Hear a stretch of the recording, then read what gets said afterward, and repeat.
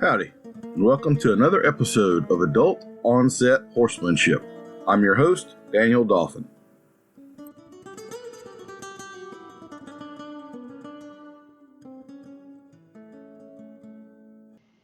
I did want to let y'all know, if you have been following me and enjoying some of the bit information that we have got, we have a new online course that's being released today, November 11th, Veterans Day 2024.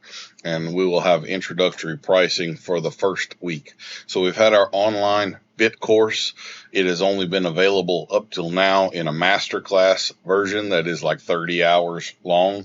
We are now going to release the original 6 modules of that course, which does include the bit video, but a lot of add-ons as well as a 70-page study guide that goes along with the course. We have also included in this self-guided course 2 of the videos from the masterclass where we had some special guests coming in. So that's something like an extra 4 to 5 hours worth of content for you to watch that I think adds a lot of value to the course and gives you an idea of what the masterclass would be like if you decided to upgrade to it at a later time. You also, because you've already bought the self-guided part of the course, you won't have to pay full freight for the masterclass version if you decide to go to it later. So that is available as of this morning. If you're interested in checking that out, head over to thebitcourse.com. We will have a link in the show notes to the specific page with the self-guided course if you're interested in more information. At the very least, I would encourage you to get on our subscriber list for the newsletter. I do send out pretty regular emails with some tips and things, and that's not stuff I share on social media. That's all exclusive to this particular newsletter. So anyway, check it out. I think it's well worth your time and money, and it does cover way more than just the dry bit mechanics and stuff you may think it has. It's got a whole lot in there about how to use your hands, how to apply this bit in practical terms versus that bit, kind of the differences between them, the things this is going to help you with versus that. So it isn't just mechanical kind of stuff. It's a lot of very practical information as well. Our guest today is a young lady that I have known for well over a decade, Miss Amy Lang. Amy grew up in Austin, Texas, where she rode and competed in hunters, jumpers, and equitation. She was later recruited to join the Division I equestrian team at New Mexico State University, where she studied animal science with a focus on the equine industry. During her time there, she became an All-American athlete in equestrian. After college, Amy gained extensive experience in various areas of the equine industry, including teaching riding lessons, leading educational programs, barn management, and working in large animal veterinary medicine. Seeking to deepen her knowledge of the business side of the industry, she earned an MBA in equine business management.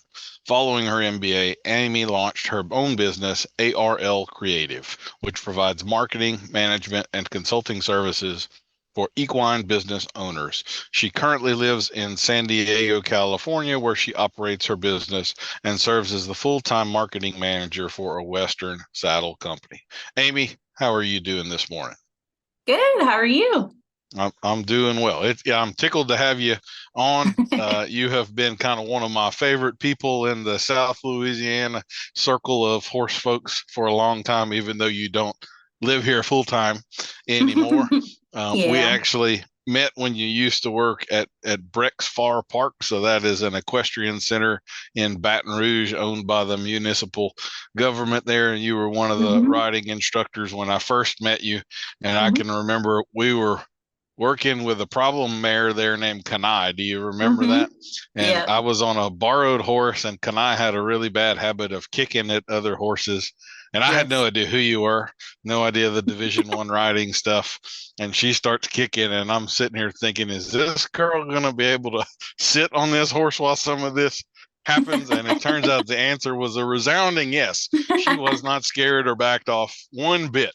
So Amy is on the short list of people I would let in the round pin with me with a problem horse, and that's about as high praise as I can give you, right there. So, Well, thank you. well, Amy, we start everybody off with our icebreaker questions. These are for points and for prizes, so you want to be on your A game here, okay? All right. You ready? I think so. Morning or evening? Yeah, evening. Well, that kind of surprises me about you. I would have thought you were more a morning person. So you're a night owl? Yes, night owl, big time. I'll get up early for, a horse event or something, but I much prefer the evenings. Okay, fair enough. How Mhm. long do you dunk a cookie in milk?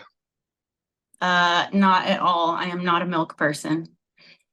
Ah, okay. So you're the first. I've had several people that are like carnivore, no carbs. They don't do the cookie. You're the first no milk person. So hmm congratulations on that. Do you just not like it, or does it not like you?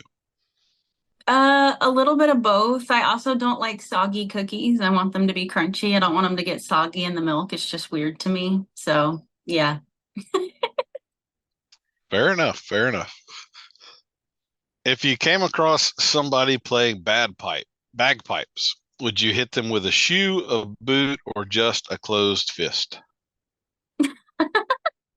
Um, Neither, because I know that the bagpipes are really hard to play. They are quite obnoxious and gross because there's usually like a lot of spit involved, but I would probably just walk away, but nod to them and be like, I see you. I admire your commitment to the skill, but it's also really loud. So Definitely an outdoor instrument. yes, yes.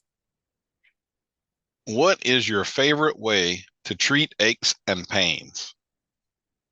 Treat aches and pains. Oh, just some good old ibuprofen and Tylenol, probably.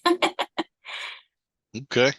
No, Yeah. you don't do like cold plunges or a hot tub or any secrets on that. You just deal with it, pop a pill, and go on about life. Yeah, I mean, I do like icy hot or stuff like that. I have been known to put liniment on myself and it feels pretty good. So, yeah. Absorbine's one of those smells for me. Mm-hmm. Definitely. Yeah. Mm-hmm. Mm-hmm. What skill or technique do you not have with a horse that you admire in someone else and wish you did have? And this could be training, riding kind of thing, but this could also be farrier, bodywork, dental, kind of the whole gambit of what you could possibly do with a horse. Oh gosh, I would love to know how to do my own farrier work. I would love it. I have a horrible back though. Um, so I probably couldn't do it, but I would love to be able to trim, shoe, do hoof stuff. That would be I find it fascinating and like the angles and everything. I would love to do that. So farrier work for sure. Kind of like riding a horse. It only takes about 20 years to get competent at it. Mm-hmm. Mm-hmm. What would you say is the most important quality of a horseman Of a horseman? or horsewoman? Probably, I would say patience, because some horses just take more time than others. And then the most common issue I see with people who I feel like are not doing well in their training is just a lack of patience, just rushing the process, rushing the horse, getting angry at them. So I think patience is probably number one. Okay. Have you ever, since you have done a lot of riding lessons, have you ever like started whistling some Guns N' Roses in there just to give them a little subliminal message they need to just settle down and go with the flow a little more? No, but that's a good idea. On a scale of 1 to 10, how well can you back a trailer? A bumper pull I can do pretty well, probably about like an 8. Now, if it gets longer, I can do it, but it's gonna take me some time. I'm gonna have to go slow, but I could do it, but I can't do it really fast. You know the longer the easier, right? Like the bumper pulls are the hard ones.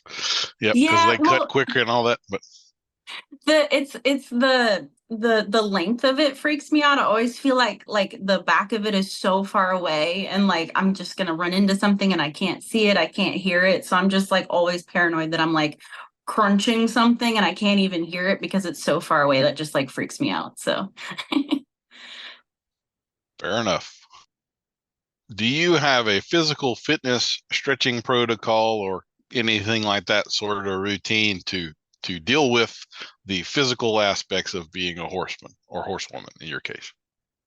I wish I had more of a strict routine, but I think stretching is really good. It helps me out a lot, as well as any kind of core work and balance. Yeah. Bay or sorrel? Hmm. You have Mm. a particular color preference, and it could be outside of that. It could be Palomino or something. That's just the quick way to ask it. But Oh, I'm definitely a Palomino person. But I feel like bays and sorrels are about equal okay. to me. Yeah, but I'm definitely a Palomino person. I have a Palomino, love Palominos. Haven't met a Palomino I didn't like. Well, I'm going to go ahead and plug this. So when I first put this question in here, 60 some episodes back, I figured Bay and Sorrel were about equal in everybody's mind. It'd come out equal in wash. It is not even close. There is such a strong preference for Bay horses that we Really? have just approved as of last night a design, and we're going to be releasing Bay Horse Mafia t-shirts for all these Bay Horse lovers from the podcast, which I expect to be a big hit. So yeah, I mean, it's like 9 out of 10 people are Bay Horse. Like it's not even close. Wow. It is extremely dominant toward Bay horses. I don't know why, but yeah. Wow. If I had to pick one, it would probably be sorrel, just because they can come in such cool, like bright red colors. And I love the color red. So those like oranges and yeah, I think they come out looking really cool. A little bit of chrome. Yeah, I'm all about it. I tell you what, I'm going to throw this in here too, since you said Palomino. Is there any color type thing that you are kind of biased against, don't really care for, or have noticed maybe a pattern in those horses that you don't like? Um, I hate to say it because one of my good friends has one. But Cremellos, her Cremello I like. He's a sweetheart, but most Cremellos I've met, and most of the time it's really not even their fault. I feel like the genetics are just horrible to begin with, and they've been bred for that. Like they're just not bred to even live long because they have tiny feet, they have pink skin, they're just a mess. But I have never met really a Cremello except for one that I liked. They give me the ick. I know what you're talking about. They always have crusty eyes. Yeah, it's kind of, Yeah. they're like the sick kid of the kindergarten class or something like that. They are. They're always so crusty. Why are they crusty? I don't understand. Ugh. They look Yeah. pallid. You're like, you need to get some sunshine and eat some raw meat, right? I mean, come on. Yeah, but then you stick them out in the sun and they get sunburned and get like, friggin' melanomas and stuff. It's like, oh, ugh. Yeah. Poor things.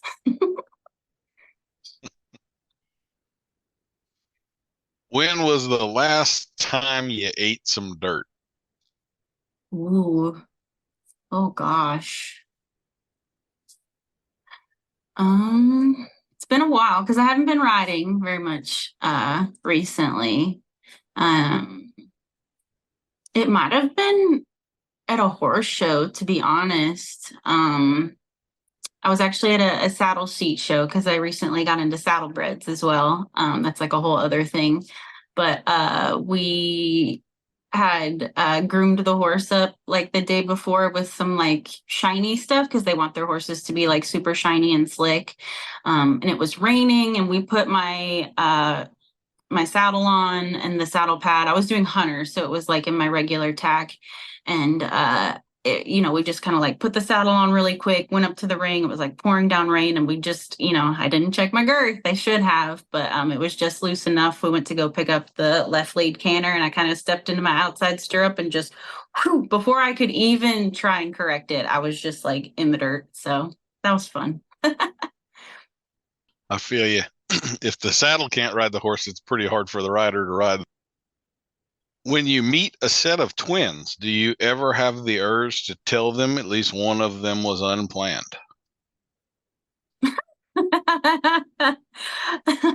No. No. Mm-mm. I'm not blunt like that I'm unless I have planting to seeds be. over here. That is funny though. Dogs or cats?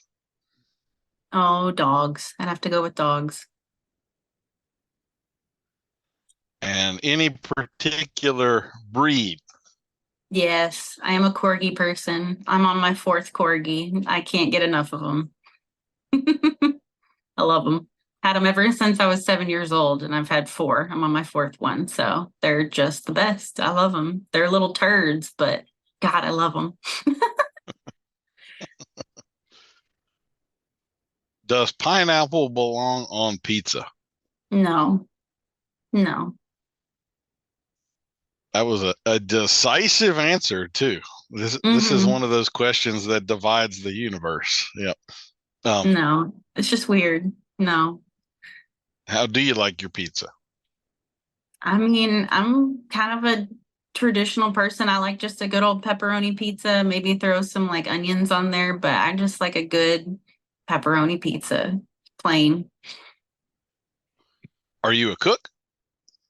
Uh, kind of. I'll do stuff on the grill. I'm not really like a sautéing person on the stove or baking or anything, but I can grill just about anything. Yeah.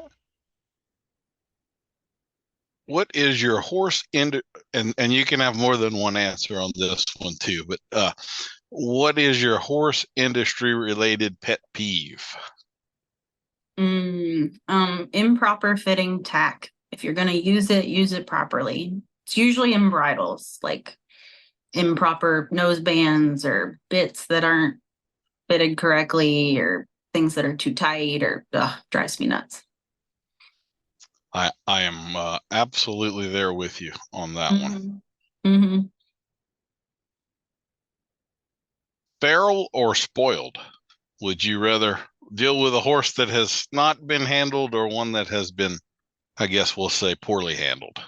Oh gosh, feral for sure. Spoiled horses are so hard to deal with because with a feral horse, they're gonna want to be like staying away from you. With a spoiled horse, they're gonna want to be on top of you, and that scares me.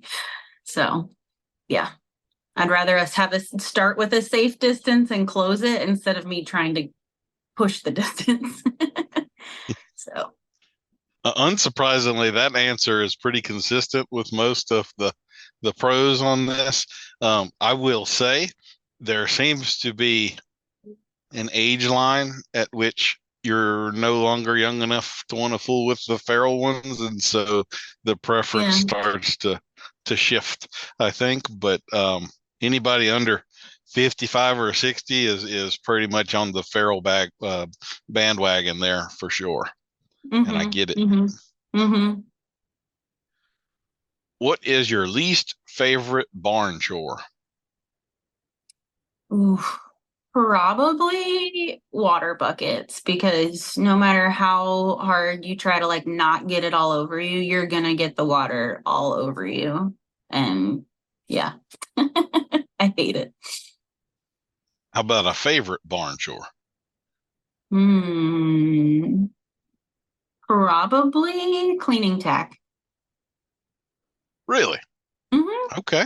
That one Mm-hmm. might be my least favorite. The monotony of it is it gets to me. But Mm-hmm. Yeah.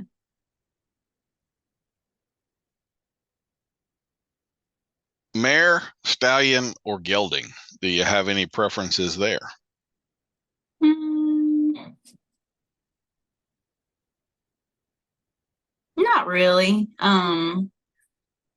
Yeah, kind of just depends on the horse's personality because I've met really gentle stallions. I've met really horrible geldings. I know most people probably prefer geldings, I would think, but I've met some really bratty ones. And then, of course, if you have a really good mare, they're just the best. But I don't really have a preference. I'm there with you. It's kind of like the color thing. I just take them as individuals because there's good and bad ones in every group there for sure. Mm-hmm. Favorite words of wisdom? Do you have a mantra or anything like that that you live by or recite to yourself or have on the visor of your car when you're having a bad day or something, anything like that? Oh gosh. Not that I can think of. Yeah, I mean, if I did, it would probably be to the effect of just like, just keep going, like don't get bogged down on things, just keep moving forward and don't dwell on the past, just look ahead and all you can do is try. So, That is wisdom for sure. hmm Crunchy or smooth peanut butter? Smooth. Yeah. Are you decisive or indecisive? I would say when it comes to my personal life, I'm very indecisive. But if it comes to like my job or horses or something, I can be very decisive. Like I'm just gonna make a decision and stick with it. But like if it comes to like, what am I gonna wear today or what am I gonna eat for dinner? I'm like, I don't know. I have no idea. So, Thoughts or feelings? Are you more of the intuitive, go by the gut type of person or more cerebral, analytical, logical? definitely go by my gut. Yeah. I'm really like empathetic and in tune with my feelings and my vibes of other people. So, Okay.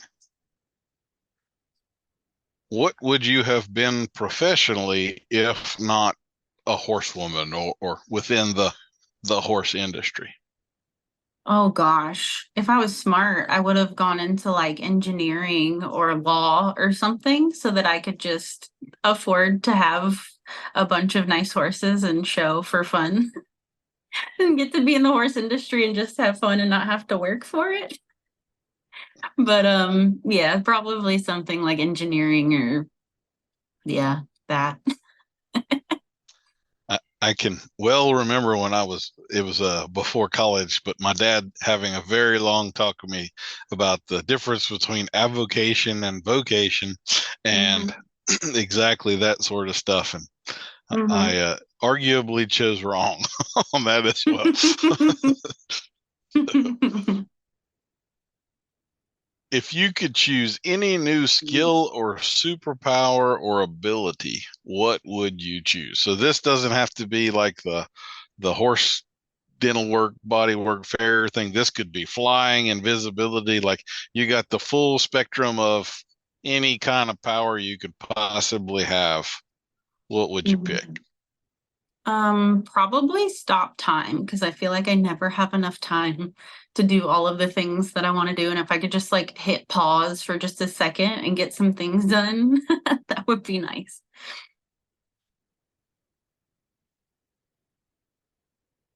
Do you have a favorite piece of tack or horse related tool?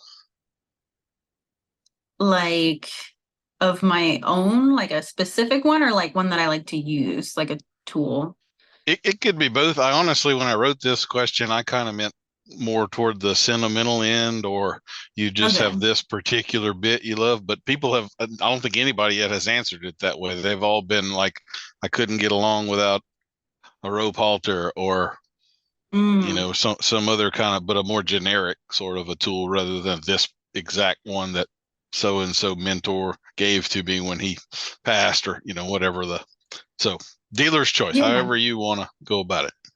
Yeah, I think I'd have to go with the sentimental one. My saddle, like my first like really nice saddle that I got when I was 15, I still have. It's like slightly a little bit small, but it's still just like every time I sit in it, it's like home. Like it's just I love that thing and it is worn and broken in. It's been with me all over the US. It's been used by multiple professionals, and we used it in college for multiple athletes. And it's done so many things, and it's done right by me, and it's so comfortable. And I love that thing.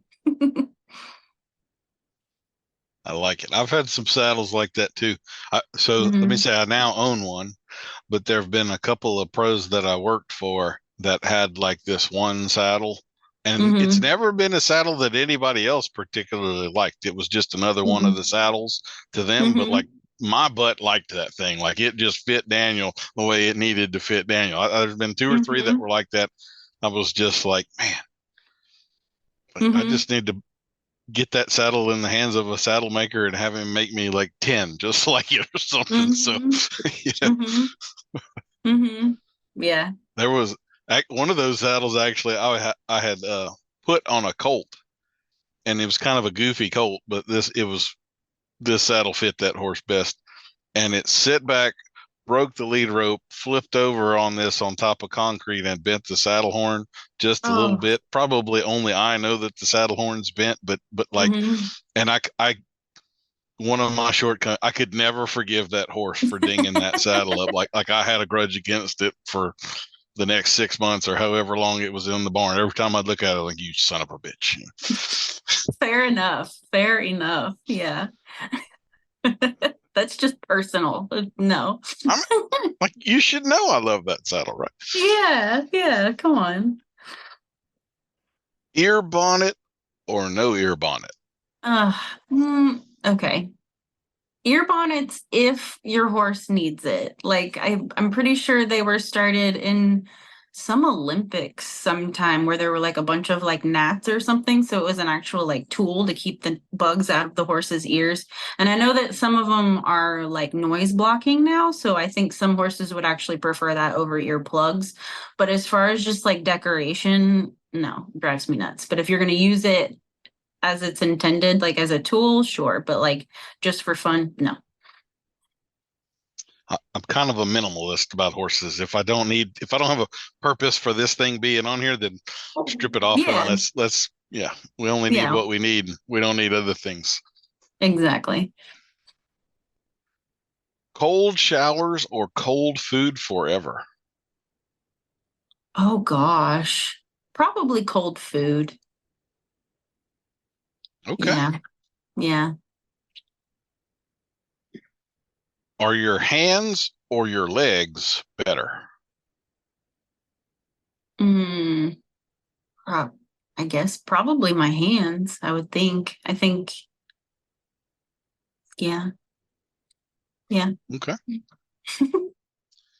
Left lead or right lead?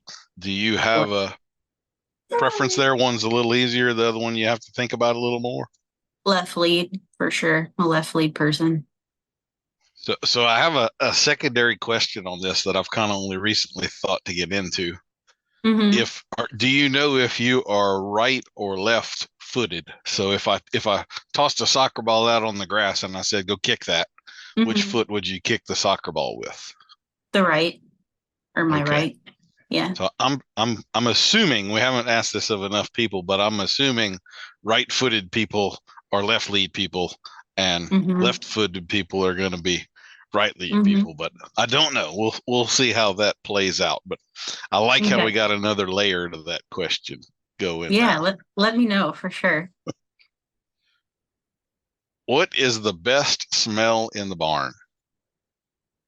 Probably like fresh cut hay, like really like good, that like green hay that is like freshly delivered and stacked, like just, oh, that's the best. So, hey, you don't have to touch and haul around and manhandle, you know? Yeah. I don't want it all over me and making me itchy or anything like that, but like smelling it, awesome. Sweet, salty, or spicy? I'm a sweet tooth person. I like sweets. What is your favorite dinosaur or deep sea creature? My favorite dinosaur or deep sea creature? Oh gosh. Probably have to be a dinosaur. Probably a triceratops because I really liked watching Land Before Time when I was a kid, and I liked the triceratops the most. It's the definite, obvious, correct answer, right? You could ride that thing into battle and have You just a blast could. with it. You just plow stuff You down and could. yep, Yeah, 100%. Yep. for sure. I am also going to say, like that question originated from one of these memes that goes around about some kind of joke, like how after you turn 8, no one ever asks you what your favorite dinosaur is anymore. And that's Yeah. kind of where I pulled that one in. But I would Yeah. say probably like a third of the people I ask that question to, I get, and I'd kind of put you on the list here too. Get a little bit like a blank stare of like a dinosaur. Like I don't give a damn about a dinosaur, and then they have to try to what can I even name one? What am I going to come up with here? So I kind of thought most people would have a favorite dinosaur, or if they didn't, deep sea creature, right? Some big megalithic something or other. And I Yeah. guess I'm learning I'm not in as large a group there as I thought that I was. And final question, have you ever had a UFO encounter? A UFO encounter? No, but I have been to Roswell, New Mexico and seen the UFO museum, and it is awesome. Highly recommend. It is the cheesiest alien themed town you've ever been to, and yeah, I loved it. Okay. Well, cool. Well, let me just tabulate your score real quick here, Amy. Oh boy. You are coming up with 4,288 points, which makes you our reigning high scorer of all time at this game. Wow. And that entitles you either to a genuine compliment or an awkward silence, your choice. Oh gosh. Oh. Oh. I guess a compliment? I don't know. Well, I will say, Amy, that you are one of the sweetest people I've ever met in the horse world. I have liked and appreciated you right from the start. You also are a very technical rider, and I will kind of say this. I'll admit when I meet, like I don't know how old you were when we met, but probably like 23 or 24, and you're pure English. I was not expecting you to be very tough. And when we went and worked that horse together, it was pretty damn evident that you were. Like you were not backing off. This was not going to scare you, or your blood pressure wasn't getting up, and you weren't about to back out on me or do something I'm not going to account for all of a sudden and get me hurt or you hurt in the process. And I really appreciated that about you. It was one of those kind of you exceeded my expectations in all the best ways, and I've definitely been able to see you ride other times. And you're a highly skilled, very technical rider, which I also appreciate because, to be honest, I don't work with nearly as many of those type of people as I might like to. So when you kind of see people that are doing things most people wouldn't even notice that they're doing, it's always one of those deals you appreciate. So hats off to you on all of that. Well, thank you. My pleasure. Well, the traditional first question of the podcast is, we've kind of introduced your personality and given a bio, but why don't you kind of give us the 30,000 foot view of what it is that you do within the horse industry? Oh gosh. Do a little bit of everything. Whatever opportunity is presenting itself at the time. So I typically now, like in my older age, I guess, prefer more of like management, marketing and stuff. But what was the question again? I got lost. 30,000 foot view of what you do. And Oh, by what the I way, you do. do not get to say in my older age. You're not older age yet, babe. I'm sorry, but you're just not there. Oh, what it is that I do. Yeah, so right now, I do marketing and management and consulting and stuff like that. I'm not currently riding right now, which breaks my heart, but I'm working towards it. But yeah, I've really just kind of dove into the business side of the equine industry. I think a lot of small business owners and barn owners and professionals need assistance in that area. There's a lot of, working in the horse industry is such a hustle culture, and people are really scrapped for time and resources. And I think people are trepidatious about the whole digital world and things like that, but there's really easy things that you can do to make your life so much easier, easy, free ways to market yourself. And I like to just be able to help people and show people and do that. So that's what I do right now. And most of that is through your business, ARL Creative. That's what you're running the stuff. And again, we'll remind people you do have an MBA, and also you're not just and you and I, we were both involved in an organization where you did a lot of that stuff for that organization, and I can vouch that like she is comfortable in the backside of a website and knows how to handle all of that stuff. So where did that, like, can train horses to a high level, can get involved in the backside of a website? These are not necessarily skill sets that you see in the same person very often. So where did that whole I'm going to tackle the digital world aspect of you come from? Honestly, when I was like an equine vet tech, I worked for a large animal clinic, and we did a lot of repro and sport horse medicine. And what was really cool was we were mostly ambulatory, so we went on a lot of farm calls, and I always found it really interesting going into people's barns and seeing how they were set up, how they were organized, and just the efficiency of things, and like down to like how they stacked their feed or how their stalls were set up, what kind of clips they used to hang their water buckets. What system did they use to show people like what the horses needed to be fed. Some people use like stickers, some people put something on the stall, some people have something on a board. And I found it really interesting. And so I was like, I want to get into more of that, and I was able to find a barn management job that I loved, like while I was in grad school, because I did it online, and I just really fell in love with it, and just organizing things and keeping track of records, and really got into, using Google Drive and digital documents and just organizing things. And then that kind of led into like the marketing stuff, and I realized that I really liked it because I'm kind of a creative person, but I also don't like to make a mess.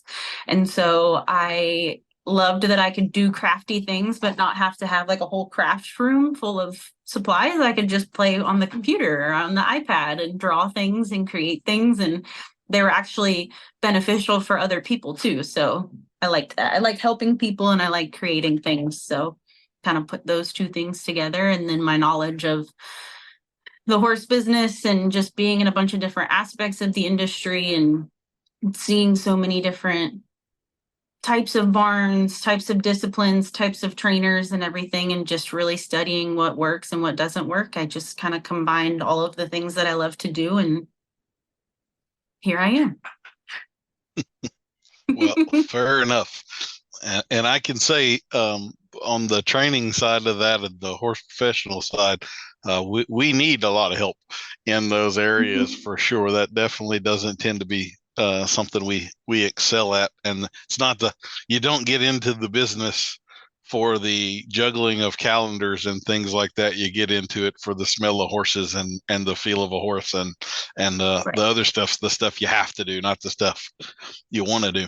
So Right. let me ask you this, because I have known you a pretty good while, I don't know, 12 or 15 years or something like that. And when I asked you the thoughts or feelings question, to me, you're a very organized, analytical, reasonable type person, but you answered feelings and more the empathy and all of that stuff. And then when I asked you what other careers, like you were a lawyer or engineer. So once again, very much more on the analytical, memorization, organization side of things. So Mm-hmm. I'm wondering if this is a question of semantics or what. But so I would consider you highly organized, and I would consider most of the people on the feelings end of things to be highly disorganized for the most Mm-hmm. part. So how do you square that away? Or are you just this oxymoron walking, or what?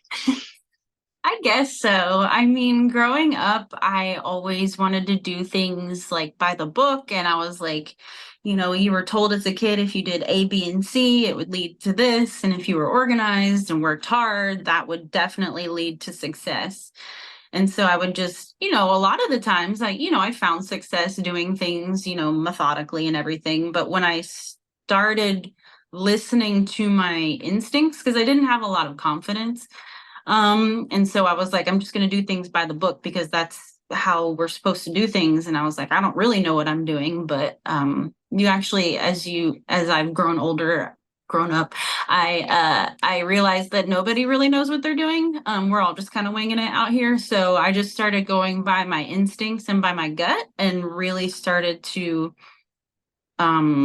see even more success. And with managing people and organizing events and being creative and ideas and stuff like that. So I think that when you lose the personal side of things, that's when you lose like the true heart of a business or an organization or a training operation or something like that. I mean, you need the thought and everything, and I like to be thoughtful and methodical and organize my thoughts, because inside my brain it's like chaos, but if everything is organized outside of my brain, it helps me stay on track. But at the root of everything is like my heart and my desire to want to do things, my passion for it. So if I'm someone that puts 100%, 110% in what I do, put my whole heart in it. So if I have that and I have my organization on top of that, it seems to be a recipe for success. So I think I've started putting my feelings and my gut and my passion first, and then used my organization and thoughtfulness to carry out those things. If that makes sense.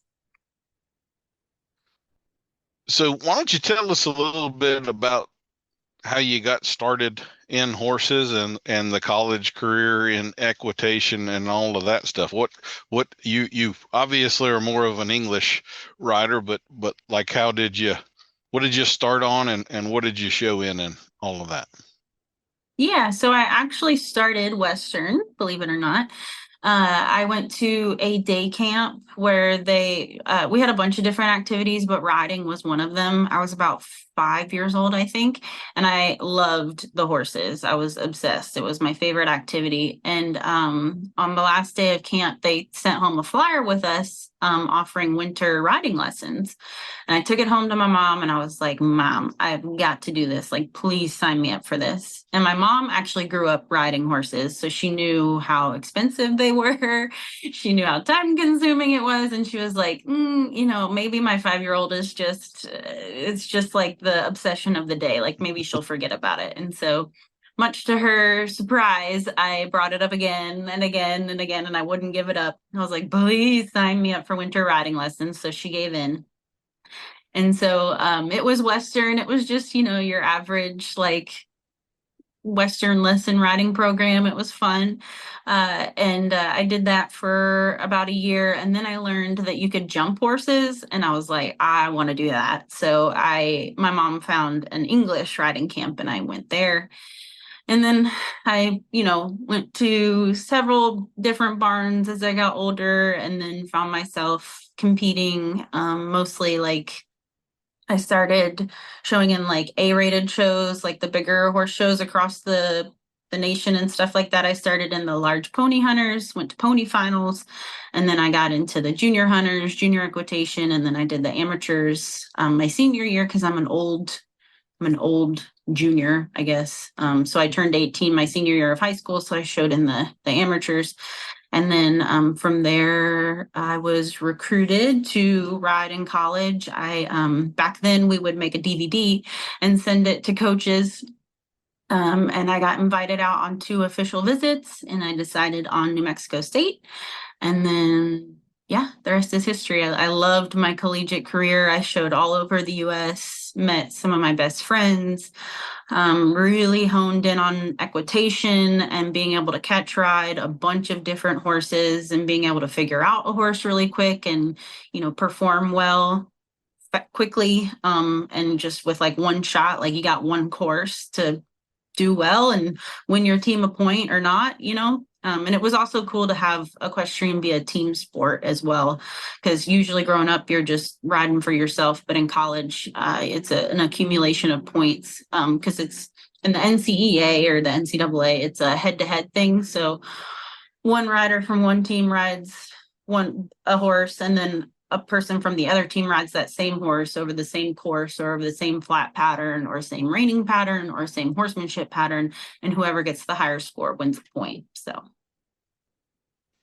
Well, why don't you tell us a little bit about that? Because I would imagine a lot of people don't understand how that goes. So do you go to New Mexico State and you're assigned this $200,000 European warm blood, or how do you go about finding your ride at these different events? Or is it the same horse all the way through? Like most people would think of, they're going to develop a relationship with this horse. I know it's not that, but go ahead. Why don't you tell us how that works out? Yeah, so each college has their own string of horses that have all been donated. So we had horses all the way, on the English side, we had some failed Western horses that were now flat horses, but they were like Western trained, so they were like little quarter horses and had like a whoa stop to them. And if you pull on their head goes farther down, so you have to figure that out. Or we had some old equitation horses that were really nice and easy and straightforward.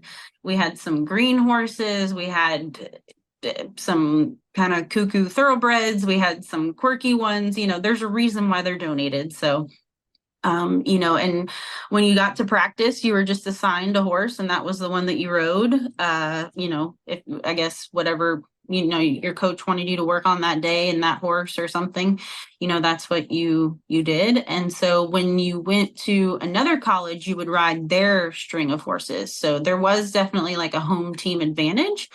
But just being able to practice catch riding and figuring out a horse really quickly and making it perform really kind of separates the good intuitive riders from the rest a little bit, I feel like. Because you only have a 4-minute warm up. Like there's a draw, you get your horse draw, you can watch it warm up with the warm up rider. So you can kind of see if it's got a big stride or, it's a little bit stiff on the left side or, if it has a lead change or not, because they do allow simple changes.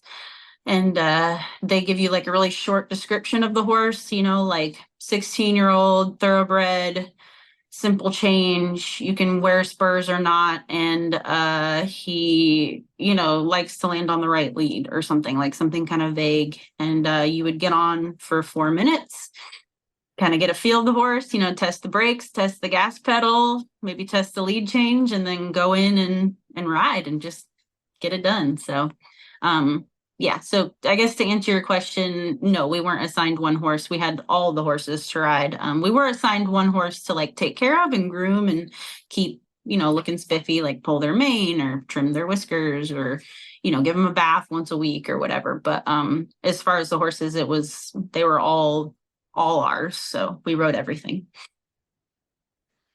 So that's really one of the gifts a lot of people don't understand. There is a tremendous difference between having experience riding 3 horses and having ridden 80. You learn a whole lot more about what a horse really is when you get to deal with that variety. I'll say this came up yesterday on my Facebook page. I was doing a description of a better way to ask a horse like to move their hind end and control it. Just very briefly, what most people tend to do if they're going to reach back there to hit the back spot to control the hip. They tend to bend at their knee and contract their leg. And what you really want to do is bring your whole leg back from the hip. Right. I describe it like taking your heel and trying to touch the horse's hind foot with your heel so that your leg actually extends back. It doesn't contract up. And that puts you in the proper position to cue with your seat. And that's what we were talking about. And then a pretty advanced rider came on there and started talking about cueing them for a lead departure with the inside versus the outside. And there are some people that train this way. I don't think you find many of them anymore. It's like a, 5% of the trainers do this. And I've always found it to lead to some train wrecks. I've seen some really screwed up horses from this. What I think he was describing is more the next level way of doing it, which is kind of you're opening the door for the horse to depart into the lead, and your outside leg would be driving them through the door. But when a horse gets to a very advanced level, they don't need to be driven. They feel you open the door and they just step through it for you. Right. Right. Which is not the same as I would tap him with my left leg on the inside to cue the left lead, which is what I've seen some people do. And well, I couldn't be more strongly against something. The reason I bring this up is I was watching one of these college competitions, and one of the horses in it was trained that way. And like you say, the young lady gets on and she's got her 4 minutes to start figuring the horse out. And you can just see her in the warm-up arena, like stop the horse, and she's looking around. She just has like this, what the fuck is going on here? Look on her face. And that's what she was dealing with. And I think she figured out what was going on. But to figure that out and then go against a lifetime of riding and cueing a horse this way to having to show this other, it was, I thought she did a good job considering, but I think her opinion probably after that would be about the same as mine on that. So have you run into any of that kind of stuff where something is just totally ass backwards on this horse and you're just like, why would someone have done this? Have you come across any of those? Oh yeah, absolutely. We had a horse at our barn or at our school that was like super awkward, and but he was a really good guy, like just great brain and everything. Just everything about him was super weird. And to get a lead change on him, you didn't set him up or anything. You would just turn and kick him with your outside leg, like pony kick him. And it worked every time. Like that was how he did it. Like, I mean, you literally just turn and kick. Like whack. He changes lead. And like I said, we had some of the Western horses that just weren't good enough for like horsemanship or something, so we would ride them on the flat, and they're more like by their seat and stuff like that, so we had that. We had one English horse that I actually own now. I adopted her from the team. She's retired with me, and she was definitely a home team advantage. She's a Palomino, and she could jump the moon. She was super fun, but she had a woe stop, so she was awesome because other teams would go and ride her, and they just like whisper of a woe, like just to have her set back a little bit, and she'd break to the trot. It was awesome. So she was great. But talking about weird cues and everything, when I got into Saddlebreds and riding saddle seat, that was wild to me because your leg is more forward, your feet are off the horse, and to cue for the canter, everything is an outside cue, like you turn their head to the outside and use outside aids and stuff like that so that they take off more with like a bigger step, I guess, and are able to show off that movement a little bit more. So yeah, definitely riding Saddlebreds really challenged my everything I ever knew about riding, which was pretty fun. It was really difficult at first, but yeah, it's basically the opposite of everything I've ever learned as an English rider. So I have started some of them. I have not ever ridden one that was fully trained into the deal, but I put them kind of in the same category, like with some of the gaited horses. and I know you could consider them in that class, but the defining characteristic that's odd for me to those horses, I always feel like I'm riding a spider, because when I'm Yes. riding them, I have legs come into my vision where I don't normally have legs in my vision. It's like there's just legs everywhere here. Crazy. And on Yeah. quarter horses, you don't see that. Like, whoa, is he going to hit Yeah. himself in the chin with this? Like, what the hell's going Yeah. on here? And Yeah. it takes a little getting used to for Hmm. me, for sure. Yeah. And then That was I also wild to think of me. those things. Like, they have so much forward. I can't see some of these saddle seat saddles. Those horses are so forward, they will like kick you out the back door. Like, you're hanging on Hmm. to hang on. And, Hmm. and like, it just seems, Hmm. I guess, almost like barrel racing. Like, there's a thrill of, I might come off of this thing if I'm not hanging on good enough. Cause Hmm. I don't, but each to Yeah. their And own anyway.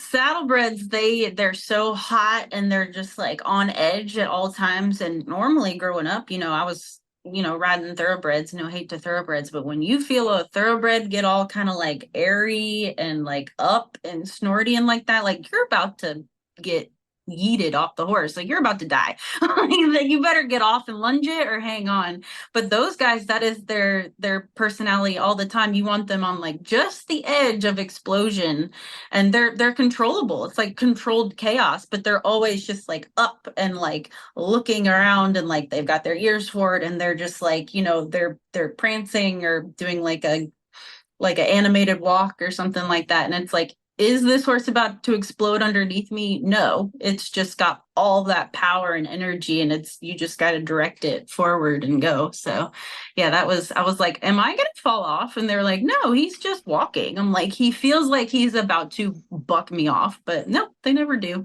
So yeah. What's going on? Yep. All right. Well, I have a saddlebred story, but I'm going to keep it to myself there. I'm writing a book of short stories, and I've actually written this one down. So I need to quit giving everything away, right? Keep it for the book.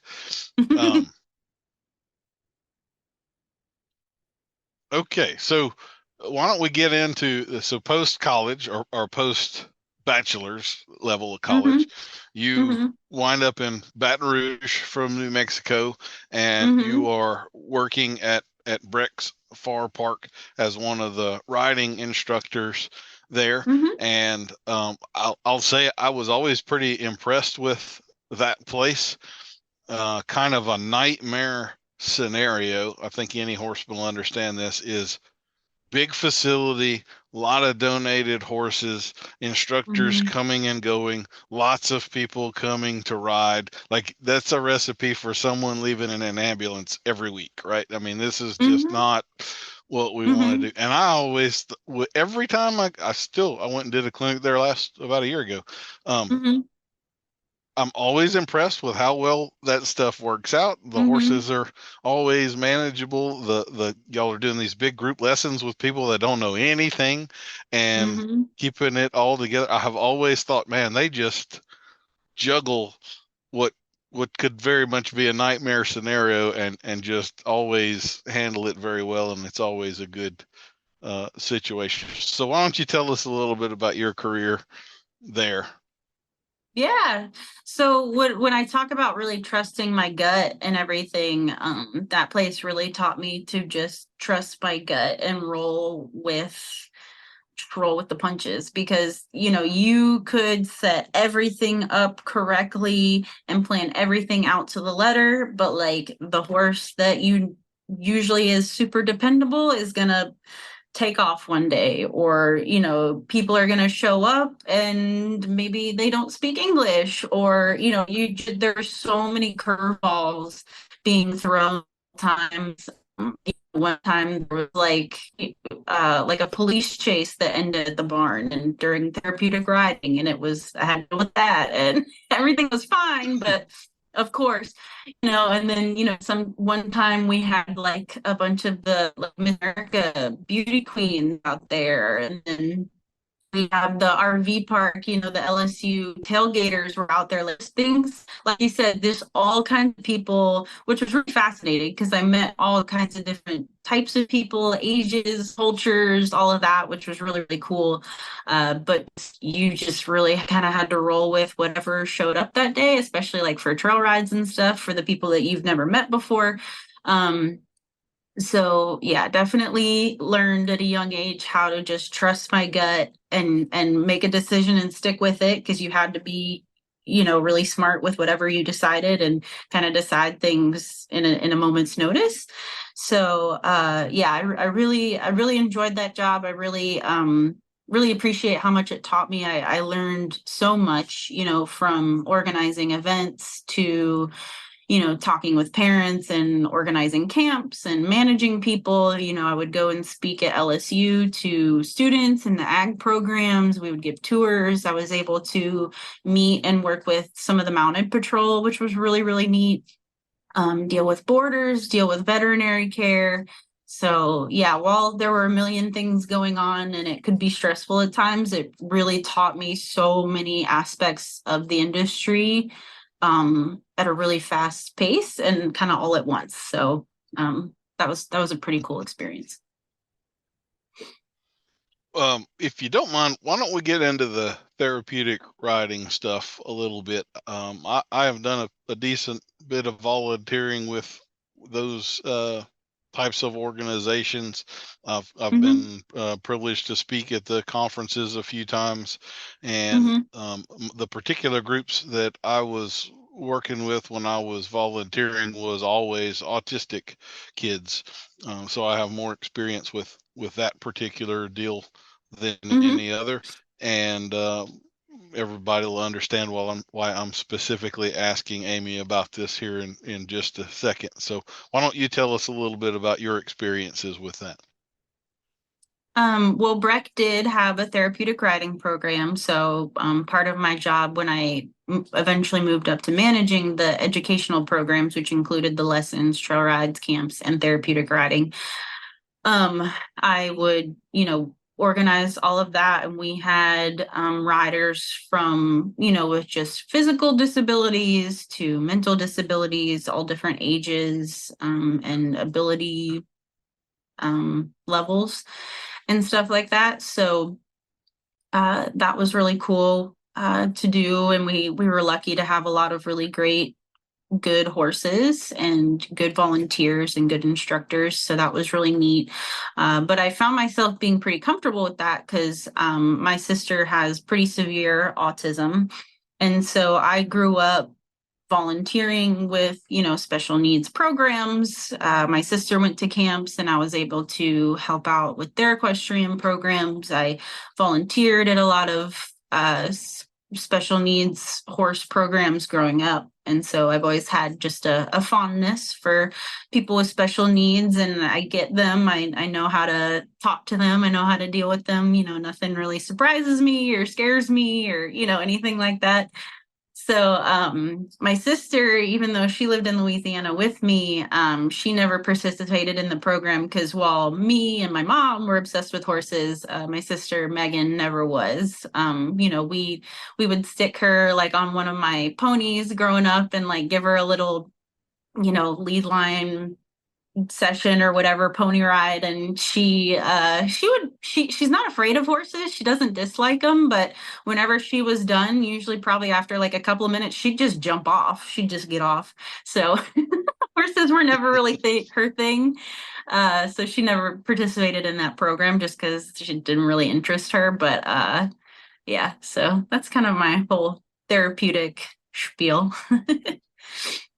Well, I always tell people if you have a heart to give something back in the horse world, you could not do more satisfying or helpful work than volunteering with some type of therapeutic riding program. It's you'll see some pretty miraculous stuff occur there, and you're probably also going to get some stories about just what you're talking about, that kids are just bailing off. I remember when I was working with the kids, we had this one boy. He was fairly low functioning. His name's Steven, and he was 15 or 16, and he went nowhere slowly. Like he was one of these kids who was like a rabbit. He just squirt off over. So you had to physically have That's a like my hand on sister. Stephen Yeah. at all times, because he would just run up to a horse or behind him or whatever. Mm-hmm. Mm-hmm. And it took about a year, but we figured out we would put him on one of the slower horses. He would get on the horse backwards, lay down with his head on their butt, and we'd put a weighted blanket over the top of him and lead him Wow. around, and he would basically go to sleep.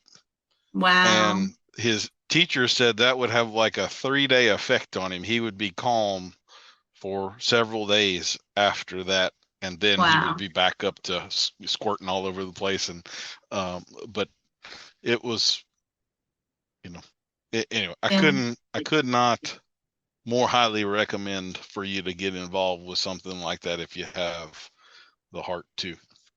Yeah. It's really a I'm beautiful thing. feeling, And Amy, we oh, do you hear me? go ahead. You're fine. Oh, yeah, it really is a cool Yeah, my thing to son just came watch. in. Oh. You need to go. Go ahead. It really is a cool thing to be a part of. I actually did my master's thesis on therapeutic programs, and not only like for special needs people or people with like physical disabilities needing to, strengthen their core, strengthen their legs, things like that, because horses do amazing things for that, but also for people with mental health things going on. I was able to volunteer with a place in Folsom, actually, that did a lot of work with, kids that have been abused or addicts or, more of like the mental health side of things, and working with the horses and getting people to really come out of their shell or talk about certain things while interacting with the horses, and using the horses as kind of like a communication tool and topic of conversation and stuff, and really seeing how people just really benefited from that, and really, healed a lot of people. So that was really neat as well.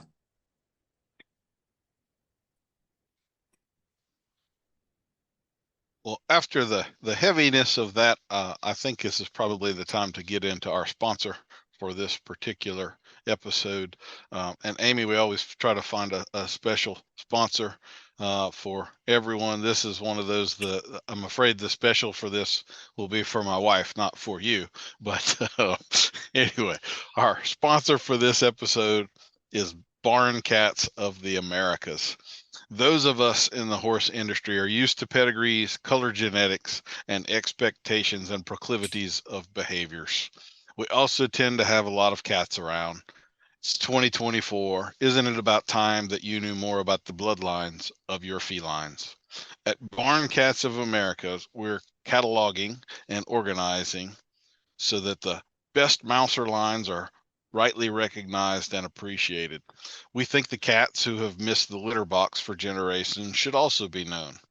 If you're breeding tolerant cats that don't switch from cuddle to kill unexpectedly, you should be able to prove and capitalize on those traits. Don't be a scaredy cat. Check out and support what we're doing. Founded by my wife, April Dauphin, lover of big orange male cats, Barn Cats of the Americas seeks to bring the dignity and respect of 24-pound paper to all the Toms and Sylvesters out there. To that end, we're going to begin a futurity for cats so the best of the best can be identified and appreciated. Do you think your cat is the best there is at knocking just poured cups of coffee off of the table? Let's find out. Has your cat walked across your laptop keyboard and accidentally added macros to your project you didn't intend? We've got awards for that. Do you think your laundry room smells of ammonia worse than any other laundry room in the Americas? Why not have it tested and see where your cat actually ranks? Do you believe that you receive more half-eaten songbirds at your back door than anyone else? Let's test it. Are you certain your nighttime prowler has more than just 9 lives? It's about time these barn cats got the respect they deserve, and you should be able to compete with them just like your horses. We've got discounts for registering multiple cats and even an appendix registry for cats who were simply dropped off at the end of your driveway. Isn't it time we stop seeing signs for free kittens everywhere? Those kittens could be bringing $5 and a pack of gummy worms. Join today. Toy or calico, orange or black, short hair or Siamese, your cat deserves to know who their parents are. The test is simple. We need some poop and a pick. Once we've got that, we'll put your cat in the brackets and find their relatives. All future progeny will be cataloged by our volunteers who are busier than cats covering up crap at the beach. Just remember that if all those animal rights wackos get their wish and you all have your barn cat spayed or neutered, cats go extinct in 20 years. As an aside, if you're allergic to barn cats, you're also allergic to lions, and that sounds a lot cooler. No cat naps today. Go to our website and start the process.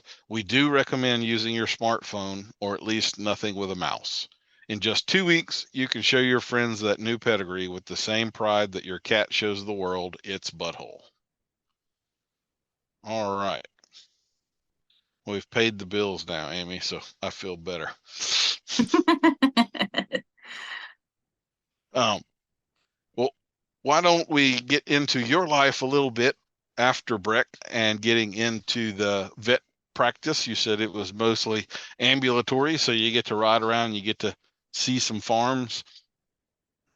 We do actually, kind of in the part of Louisiana you were in, we do have a bunch of sport horses in the more English side, dressage side, jumpers, and then the saddlebreds and all of that. So tell us a little bit about that part of things. Yeah, that job was really cool. It kind of tapped into more of the science part of my animal science degree. I really, found a lot of it really interesting, x-rays, looking at x-rays, ultrasounds, really, studying the art, I guess, of lameness exams and just finding the best protocols to keep the top sport horses, performing at their best and the most comfortable, and also the best for their longevity and the best for what their current, setup is.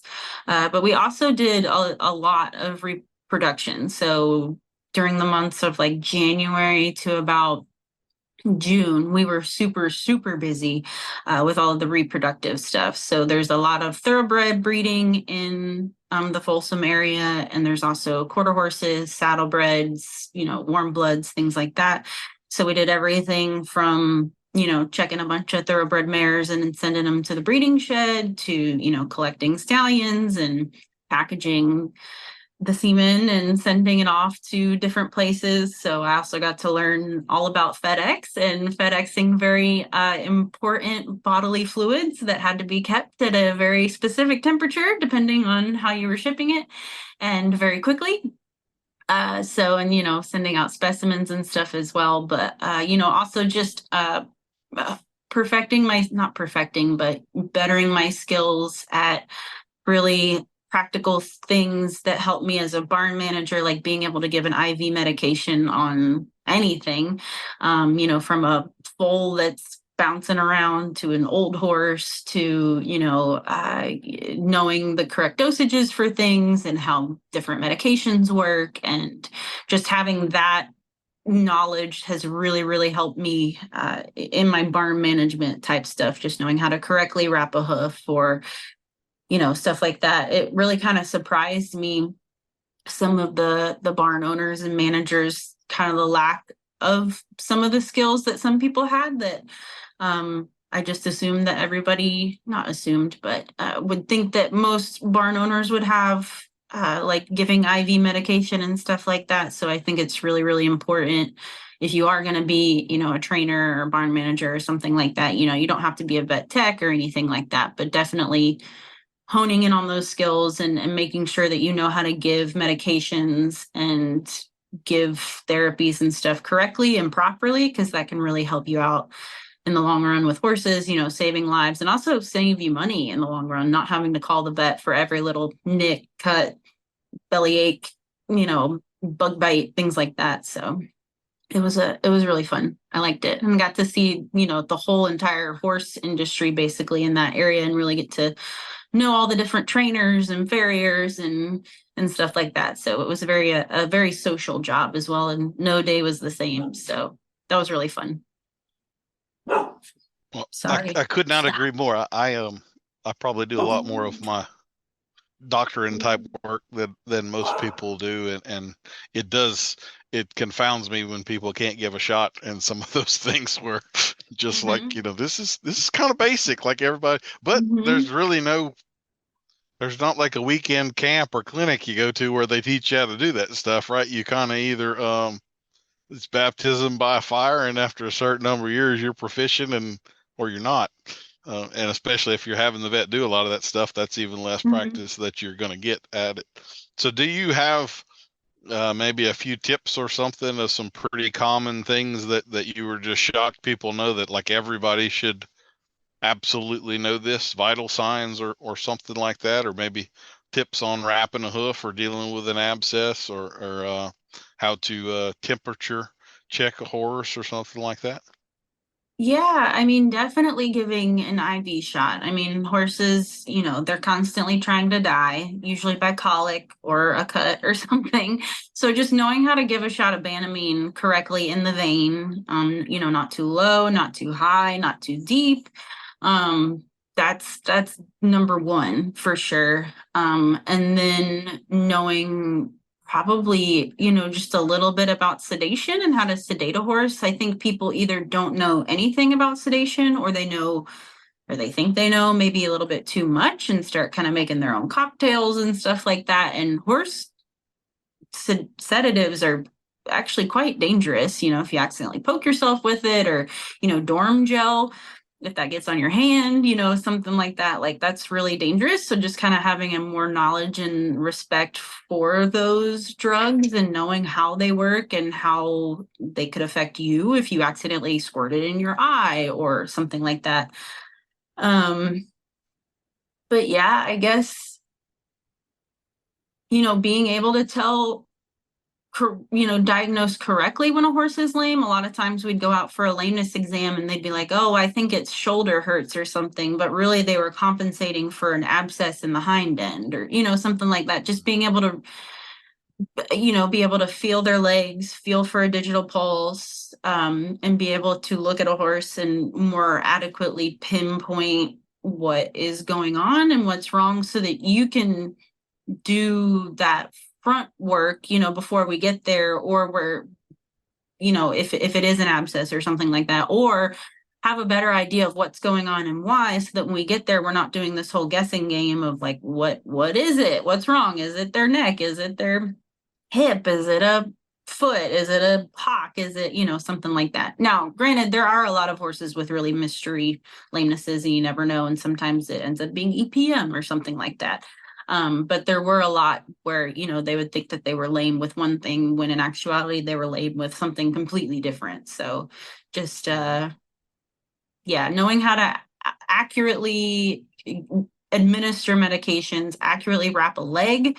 Saw a lot of really bad, poorly wrapped, like standing wraps and things like that. Just knowing how to wrap those correctly so that you don't cause more harm than good. And, yeah. Well, I would absolutely agree with all of that stuff. And I kind of it does bring, maybe we should do something on like a horse first aid kit or a little deal on checking pulse, respiration, vital signs, just some of the basics. That would be a good idea. I normally try to stay out of the vet's way, but I don't really see any of them having anything like that out there, and that's not super complicated. Sure, it is basic stuff everybody should be able to do. So So yeah, ironically out here, I help a lady that does equine first aid clinics. And so I Okay. never really knew of them being a thing in Louisiana, but she basically got certified by a larger organization, Equi First Aid USA actually. And she does clinics around here and teaches, anybody from beginner kids to really experienced trainers to like she did work with some of the mounted, what was it, like park rangers and stuff. They did a lot of rural type veterinary care because a lot of people find themselves in an area where they can't get a vet out there, or they are out in the middle of a national forest and their horse gets a gash or something like that. So it was just basic things to know how to look for, basic uh, you know uh what do you call it, vital signs and things like that, and also how to address wounds and things like that, and what to have in a first aid kit. So I highly recommend that. The main organization is Equi First Aid USA, and there's a lot of like clinicians around the US. So if anybody's looking to do that, I would recommend. That's great. Yeah, I've never heard of that. But that is Mm-hmm. that's a very underappreciated aspect that really everybody should know. Mm-hmm. Um, Mm-hmm. so very good. Well, why don't you tell us a little bit about the move to California and kind of the stuff you're doing now, ARL Creative and all of that? Yeah. So I've lived in Louisiana with my partner, or I had lived in Louisiana for about 11 years. And while I loved Louisiana, we were definitely interested in, seeing new things, kind of get out of the humidity and the heat because it sucks. And so, And confirm. yeah, so started applying for jobs, and she found a job out here in the San Diego area, actually on Camp Pendleton, the Marine Corps base, and we actually live on the base, which is pretty interesting. And yeah, so we moved out here, kind of picked up everything and moved out here, and I never thought I would be an ocean person. I normally didn't like beaches and stuff like that, but I've really grown fond of the ocean and just looking at it and walking on the beach and stuff like that. You can't beat the weather. The food's pretty good. Barbecue's not great, but the food's pretty good. And there's just lots of fun things, mountains and deserts and beaches and all kinds of stuff. So I really enjoy it out here. But yeah, so before I moved out here, I was a barn manager for a saddlebred farm, and then during the day, and then in the evenings, I would do my ARL creative stuff, doing social media campaigns and marketing and stuff like that for several equine businesses. And so when we moved out here, I continued doing that business as well.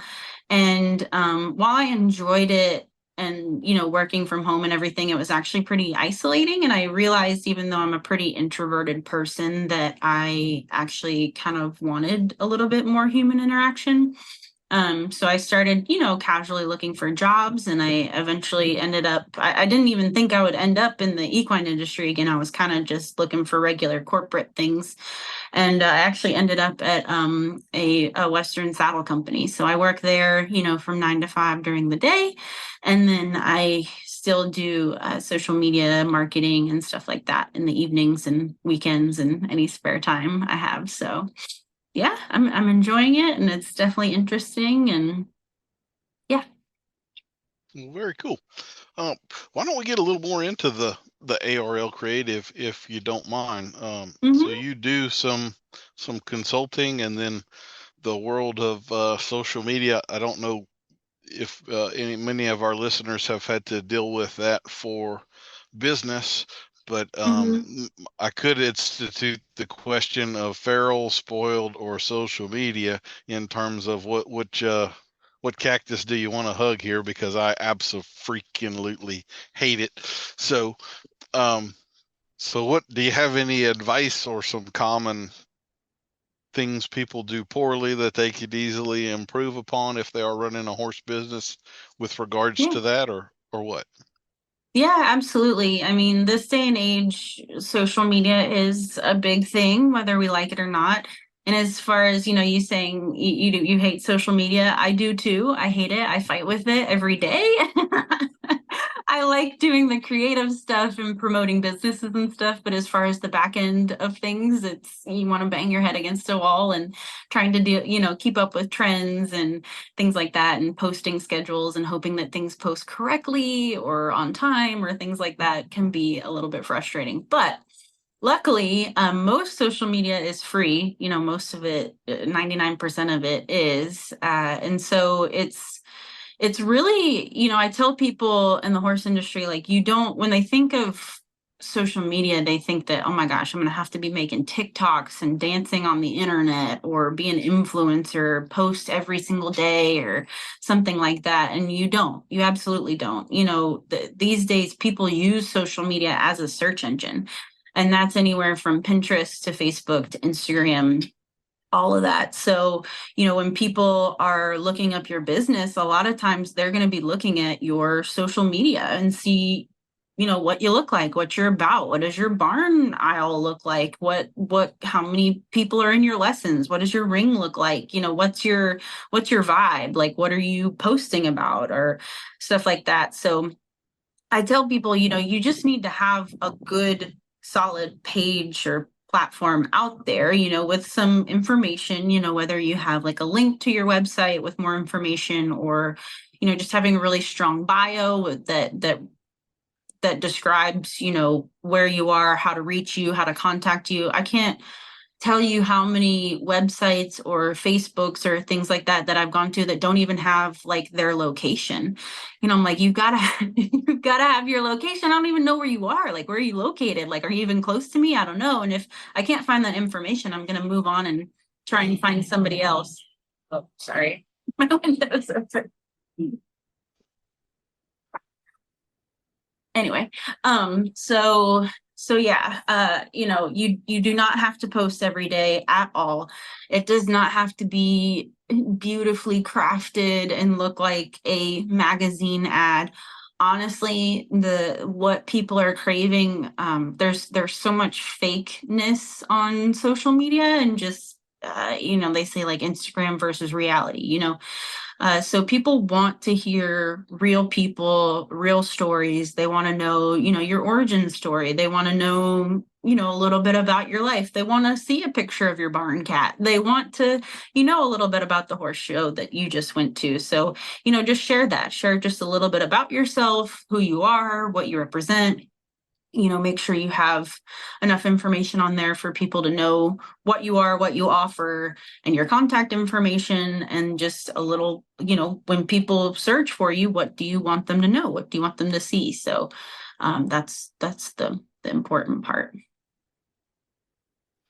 So with regard to social media, like we have multiple platforms and kind of types of media. So like Instagram, pictures Mm-hmm. and short videos. YouTube also Mm-hmm. now has posts and short Mm-hmm. videos less than 90 seconds, but then you can also have an hour-long video on there if you want to do something comprehensive. And then there's the hell of Facebook that kind of is every single thing you could think of, and Mm-hmm. all of that. And then I don't know if you Twitter or X or whatever. You mentioned Pinterest. I haven't honestly dealt with Pinterest in a while. So as Mm-hmm. a horse professional, what is your view on, do I have to be on all of these things, or can I kind of play to my strengths? This type of media more appeals to me, and so I'm going to use Facebook because I'm more of a writer and I can have this long post in there, or I'm really cool at whipping out my phone and filming myself for 30 seconds on just this little thought I had, and I can be quick and concise, and so I should focus more on Instagram or something like that. What are your, do you have to have this full frontal assault of these 6 icons on the bottom of my website that I'm now a slave to, or what?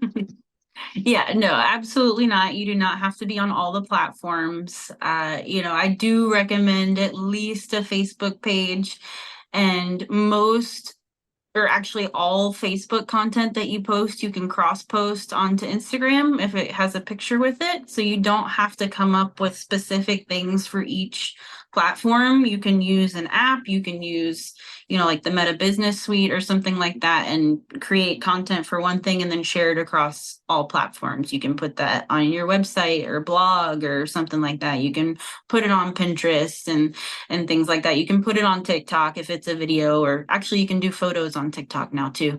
So that's one thing, definitely using the power of being able to cross post on different platforms. You don't have to come up with individual things for each platform. And now, as far as like playing to your strengths, that really ties into being genuine, being yourself, not being fake. Like, if you don't like being on camera, don't put yourself on camera.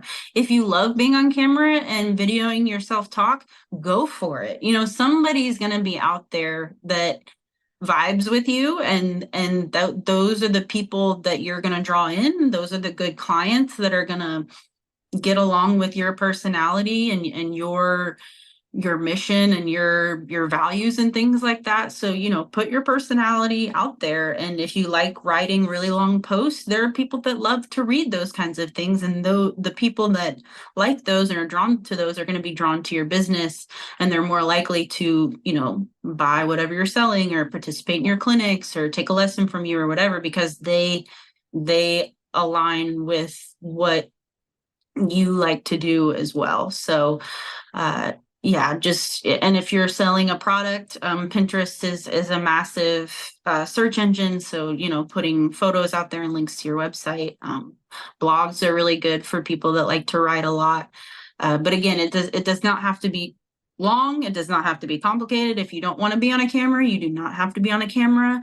And I tell people, like, honestly, share your barn cat, share your coffee order. It does not have to be some specially curated philosophy on the sitting trot or something like that. Just show a grooming routine, or show your tack room organization, or show what you feed, or something like that. Just be really honest and genuine and consistent. You don't have to post every single day. You don't have to post every single week. Just be consistent with it. Have something sort of current out there, within your within your limits. If you don't have a ton of time to post a lot, that's fine. But just as long as you're consistently kind of throwing things out there for people to see, then you can really benefit from it, and it's free. So, and then the authenticity thing, I really agree with that wholeheartedly. I have definitely met some people in this business where you see some of their stuff and you get some impression of them, and then you meet them at some event and they are absolutely nothing like what you realize. This is really like a character that they play, and the actual person is nothing like that whatsoever.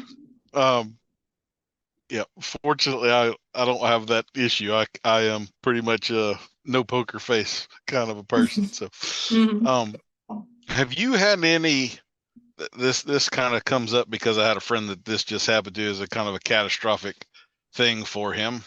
Have you dealt with any customers that lost access to their accounts for whatever reason, and then had, like, maybe it got hacked, or they didn't log in for a while, lost their phone that had couldn't remember a password, whatever, multiple reasons why you can lose access, but that is a nightmare fuel scenario when you spent 10 years building up tens of thousands of followers and then you got nothing all of a sudden. Yes. Have you dealt with any of that? Absolutely. And it's a pain in the butt. Even like my own Twitter got hacked. I hardly ever use Twitter, but I went to go use it the other day and it was like shut down because it got hacked. It is going to happen. There are things that you can do to try and make sure that you avoid that. The number one issue I actually see is someone putting trust in, whether it's a family member or maybe a boarder at your barn or something, that is like, oh, I'll set up your Facebook for you, and set it up, so because you don't know what you're doing, so I'll set it up for you.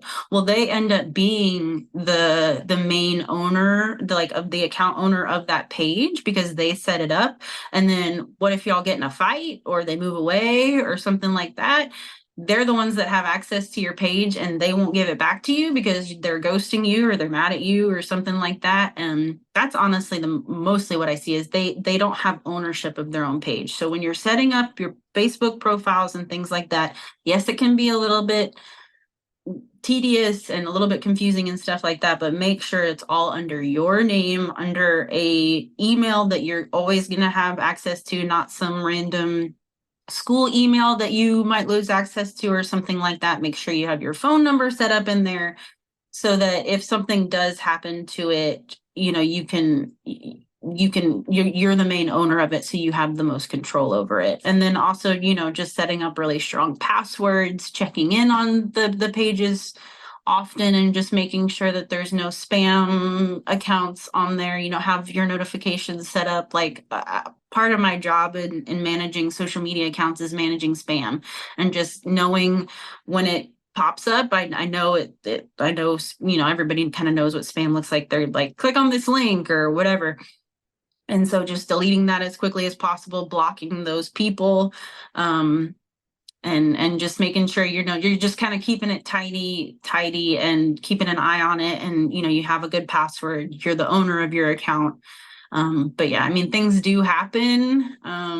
There are some issues with like TikTok and YouTube. I know like a lot of the video platforms of getting banned because you talked about things that aren't kosher according to their specifications. Whether you like it or not, it's their platform, not yours.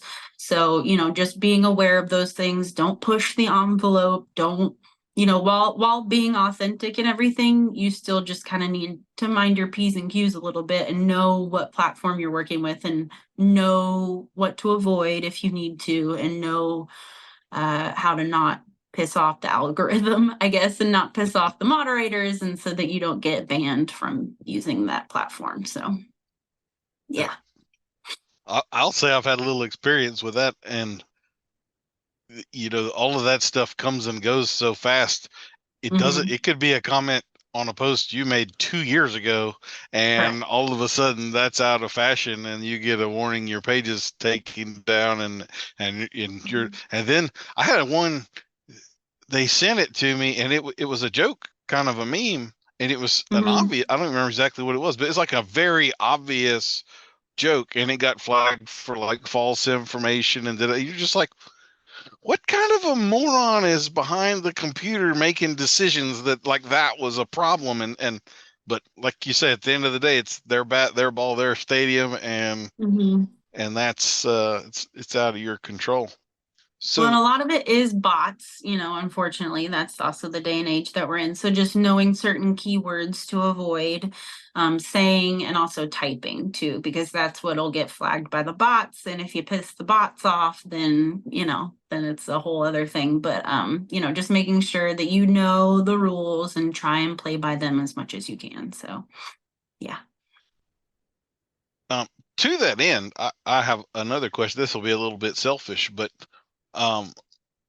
since social media kind of has these Achilles heels, is it still worthwhile to be building email lists and doing marketing that way directly to your customers, since that isn't, Facebook can't kick me out of my website. I own my website, and that is my stadium, my bat, my ball, my rules. So I can say what I want. And when I have this list, it's my list. It's not their list. So some people will tell you email marketing is dead. I'm actually in the exact process of trying to build this stuff back up and go this way. So what are your thoughts on that?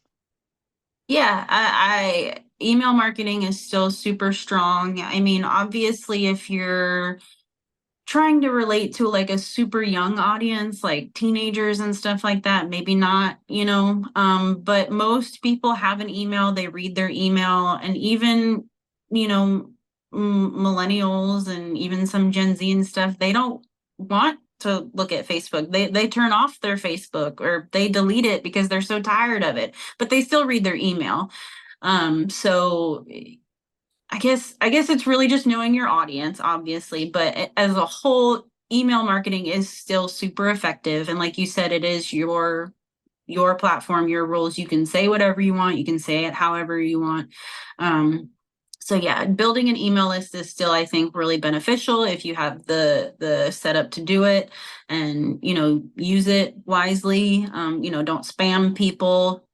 Send out really useful emails. Make sure you're sharing information that is helpful and not repetitive or anything like that. And you'll when you're just popping up in people's inboxes from time to time and they're getting updates from you and things like that, you're more likely to be at the forefront of their brain, and they're more likely to interact with you or maybe click on something that you have in the email.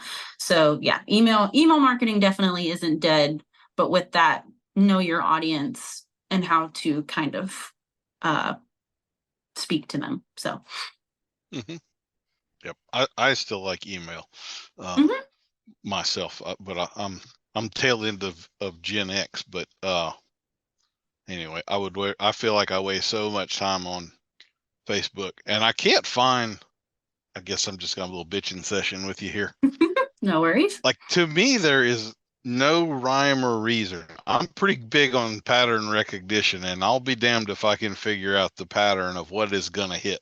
I will have posts that I put a lot of time and energy into, and I think like this is super important. Like thousands of people need to read this, and 500 people will, and it won't get very many likes and comments, and the algorithm, it just dies and then there'll be just some innocuous spur of the moment throwaway picture of a barn cat or something like that, and it'll blow up and 30,000 people will look at it, and they're just,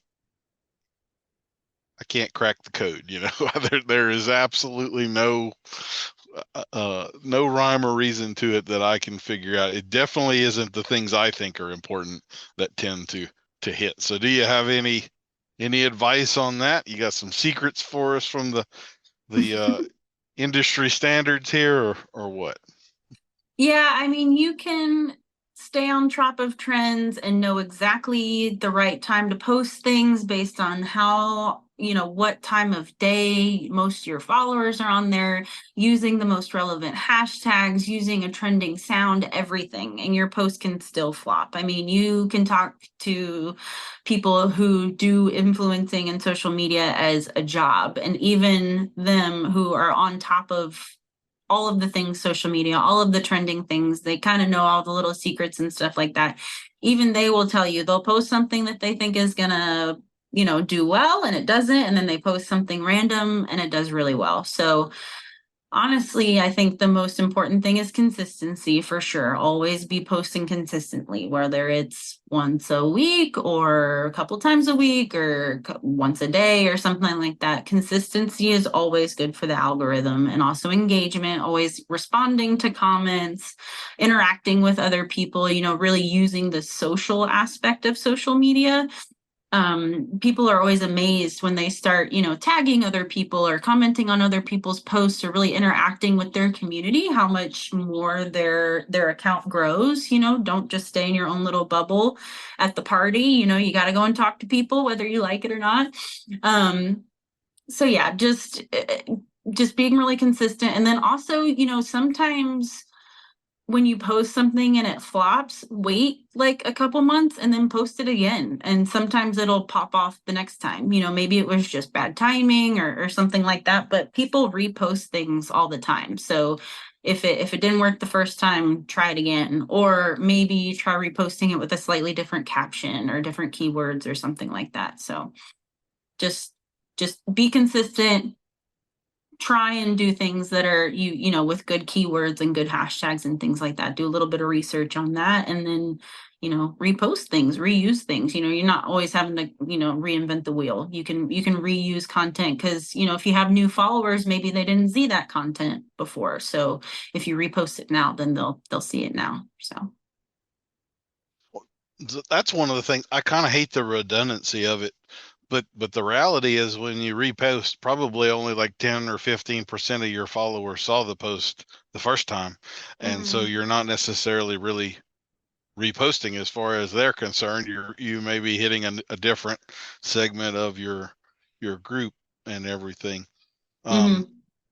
Let's talk a little bit about that, finding out who your customer is, because we could, listen to this, we could have people that are obviously trainers, and then owners who are not on the professional side of this, but maybe they have a small farm they're trying to market in some way.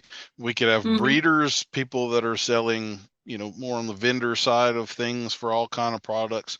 So do you have any advice for us on figuring out who your customer is so that you have an idea of how to maybe best approach them? Sure.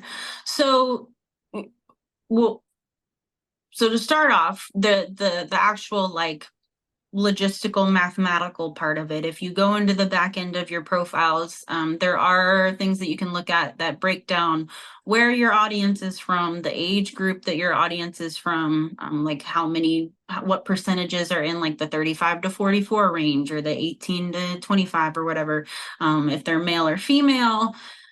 So do look at those, because that's good to know.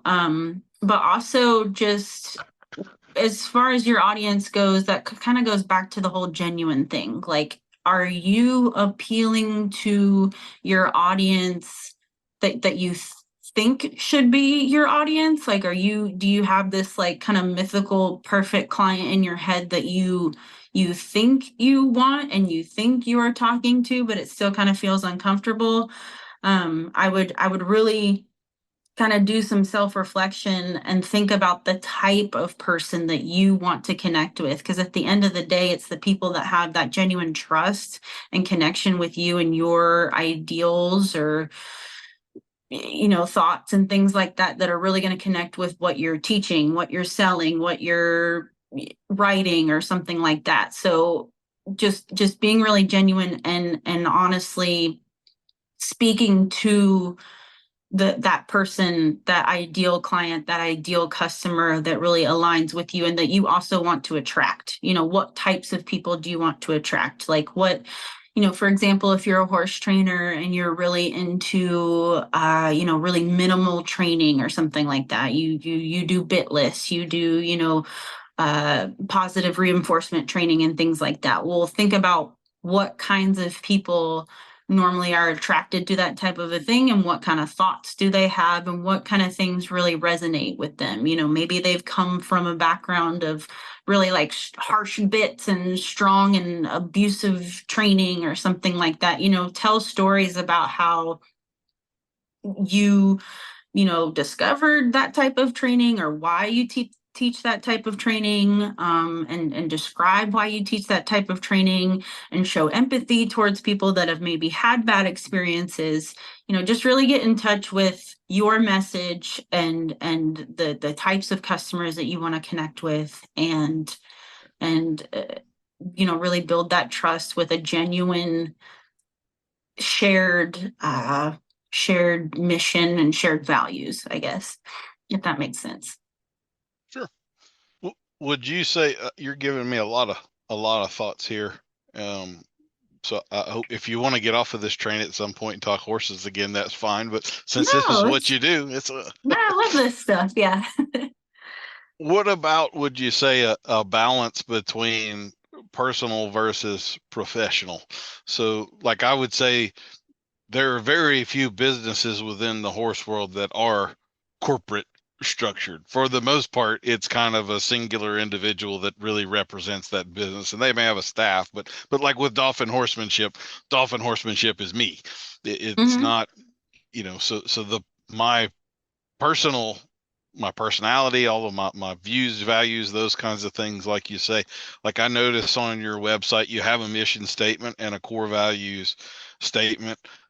Do you have any feelings there on a good ratio of personal versus professional? So like I'm a dad, should I have lots of videos of my kids or no videos of my kids, or there's no right or wrong answer, it's going to be some blend in between, and that you kind of get what I'm going at there? Yeah. I mean, for the most part, it's kind of like a blend. It's a balance. But if one of the core values of Dauphin horsemanship is, you know, family and, you know, working with your family or passing down training techniques to your family or, you know, having good family values, whatever those are. Yeah, you know, sharing a little bit about your family and your background is always good. And I think you should, you know, don't put like your kids and your wife and all of that on blast or anything like that, because some people really aren't comfortable with that. But just, you know, mentioning it and talking about things that aren't horse related really show that you're human as well. Because a lot of times we just get wrapped up in our identity as a horse person and not our identity like as a human. So yeah, I think it is good to have that balance of like professional, like what exactly, you know, your goals are for your business and your mission and like what you're teaching and stuff like that, but also having like a little bit of your personality, like, you know, you won't find any barn cats at my farm because I hate cats, or you know, I don't know, something like that. Or you know, you don't like working in the arena a lot because you like to go on trail rides and you also like to bird watch, or you know, just having that little bit of a human aspect along with the professional, just really showing the human behind your business is really what's going to build trust with your potential customers. So Yeah. And should we, in this world of social media, oh, well, I'm not even gonna ask that because that's too obvious of a question, but you're going to rub up against people who aren't your customer, right? right. So how do you have advice for how to deal with that? Like I get a little baited in sometimes and probably go to reply to some comments that if I waited 3 days and thought about, I probably shouldn't have replied, should have just let it drift off. And but I get a little bit into the fight. I'm not a real passive person, Mhm. which won't shock anybody that knows me. So Mhm. do you have some thought? Because that is inevitable in this day and age in running a business. There people are way more likely to shout negative things than wonderful things, right? So any Right. advice on how to handle that? Yeah, absolutely. I mean, if you are comfortable with having those difficult conversations and you feel confident in your ability to be able to engage in comments that don't agree with what you're talking about or who are challenging your thoughts and your opinions and things like that, go for it. You know, I do, when it comes to that, I do believe in staying very professional. You know, don't start name calling or, you know, anything like that. Be very factual about it. Be very, you know, stand firmly on your beliefs, you know, set those boundaries. But you know, if you want to take on those comments, go for it. Now, on the other end of things, if you don't like it when people are posting negative and rude comments, just delete them too. Because you know, there's a difference between someone getting on your page and saying you're an awful human being, you're abusing that horse, blah, blah, blah, blah, blah. And they're not even like a horse person and they're just throwing all this stuff at them. At the end of the day, those people are not going to be your customer. They're not even going to be friends with the customers or potential customers that you do have. Just delete it. It's negative vibes. Just get rid of it, you know? But if it's people that are like, hey, why are you doing that? Or I typically like to do this or something like that, you know, engage with them, share why, you know, have a conversation with them. So just, I guess it's really just being able to separate the hate comments and just bullying from people who are genuinely curious and wanting to hear what you have to say and are gonna play nice. And if they end up not playing nice, again, just delete it. It's your page. Delete it. So I'm not against deleting comments of people that are just there to just heckle you and stuff like that. So Okay. What about I assume I already know your answer here, but what about blocking people? Do you yeah, um, block them. same kind of deal? Block them. Um, You know, there's so much internet bullying and hate and stuff out there. Like the world needs a lot less negativity. Like, don't give those people a platform. There are some people that are just angry and negative and want to bully and want to cause a scene. Just block them. Get rid of them. So. make life easy. Take a deep breath. Mm-hmm. I'm usually pretty Mm-hmm.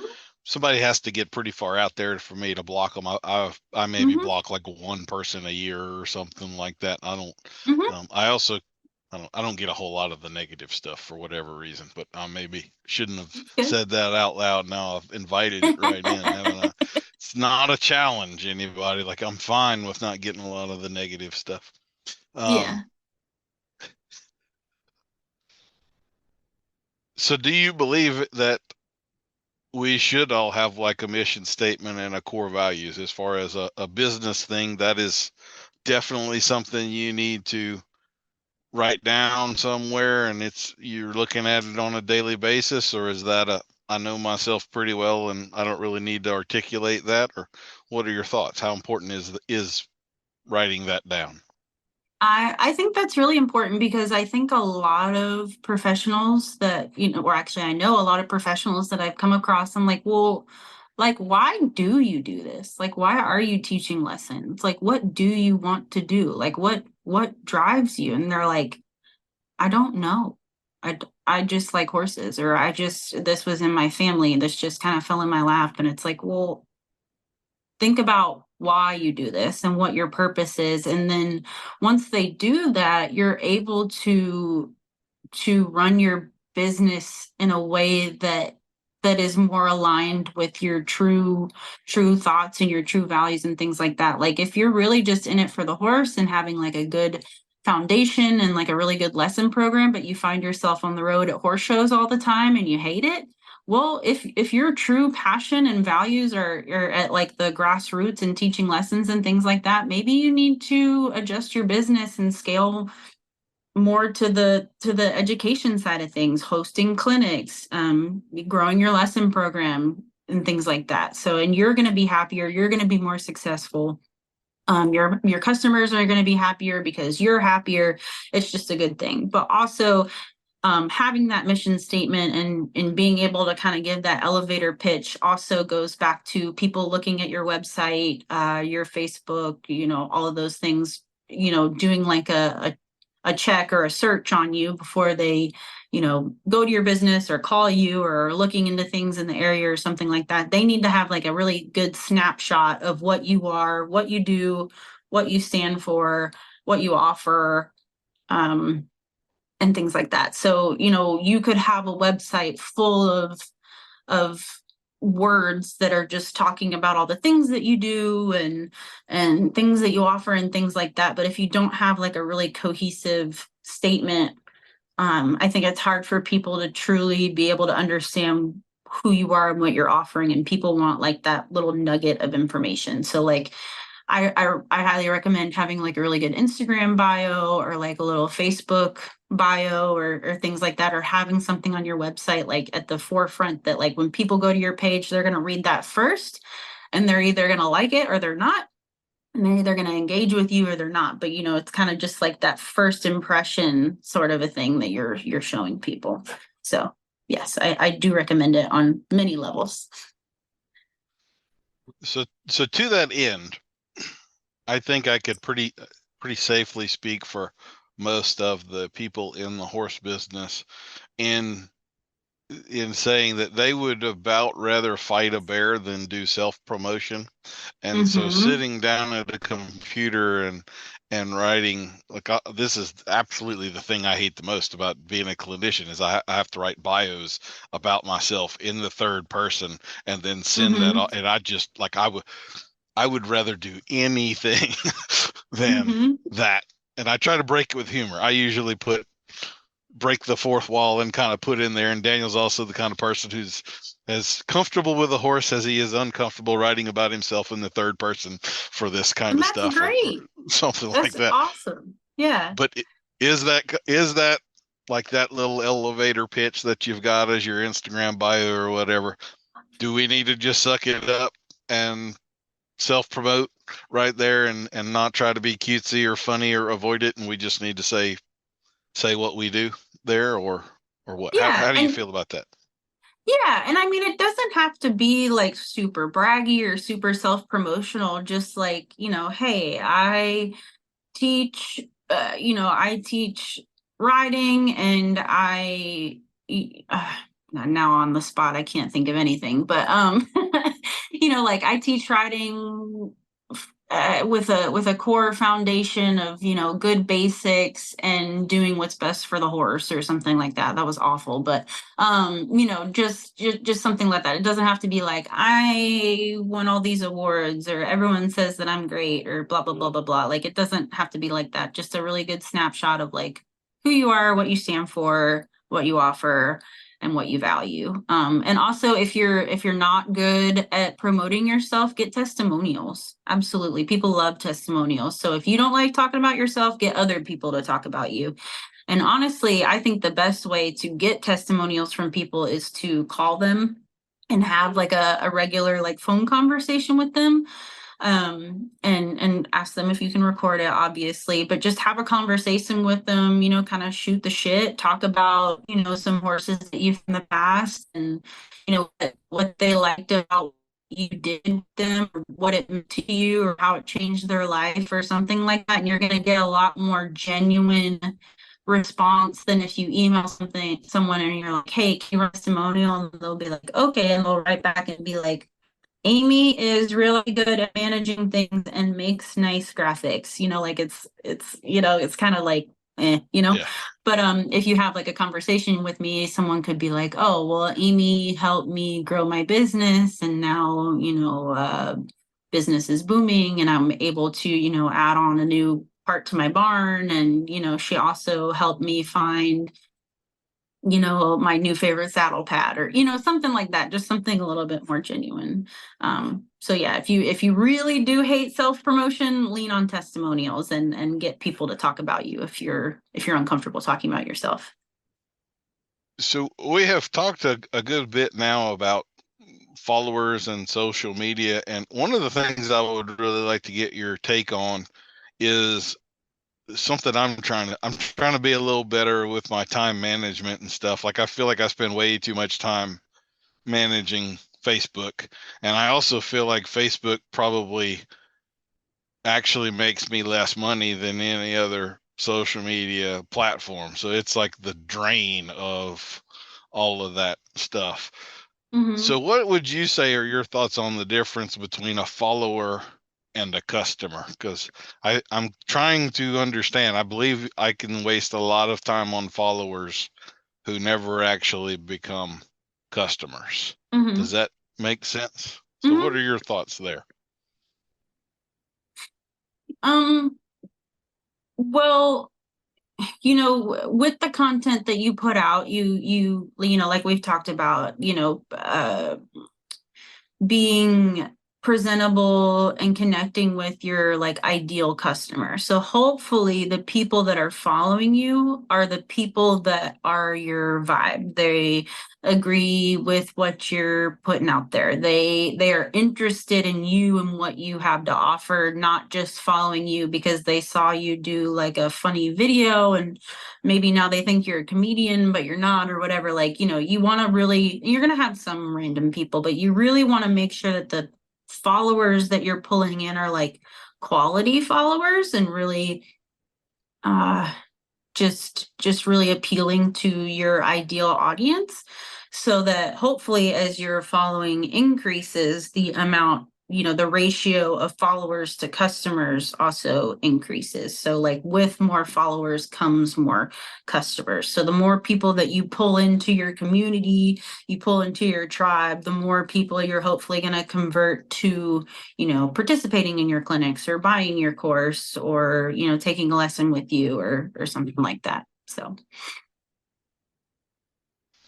kind of in that same vein, I mean, I'm not really speaking specifically about myself here because, of course, my goal is ultimately world domination of all of this. So, but a lot of people just have a small farm and they need to give lessons to 20 kids a week or something, and they're good. Mm-hmm. So they don't need 19,000 followers on Facebook or social media.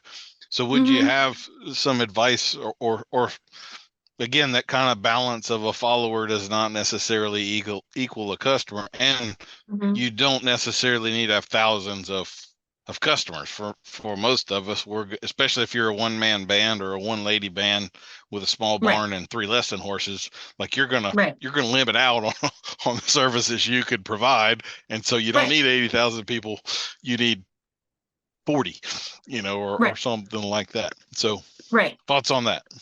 Yeah, so for those people, which is probably like the majority of equine business owners, just a small kind of, operation. Those people that I work with, I really emphasize being involved in your community, and that includes, on social media as well as in your, physical community. So when there are horse shows, like sponsor a class or something like that, or if you have the opportunity to put a banner up, put a banner up, or, go to the local educational fair that somebody's putting on and have a table set up and talk about your services, or run like a little promotional program for like the local elementary school or something, like sign up for 5 lessons, get one free, or something like that. Just like really being involved in your community physically. Obviously, like, get yourself out there. You got to do some self promotion. I know it sucks, but put your oh my gosh, I can't even think. Put your business card on the bulletin board in the coffee shop. Participate in community events. Just get people to know you and trust you and know that you exist. Because some people might not even know that you exist. So you got to put yourself out there physically. And then also, as the social media aspect, again, going back to making sure that you have a professional looking profile, like with a decent profile photo of what you're doing or your logo, have a concise bio or mission statement or something, have your contact information and your location visible and easy to find.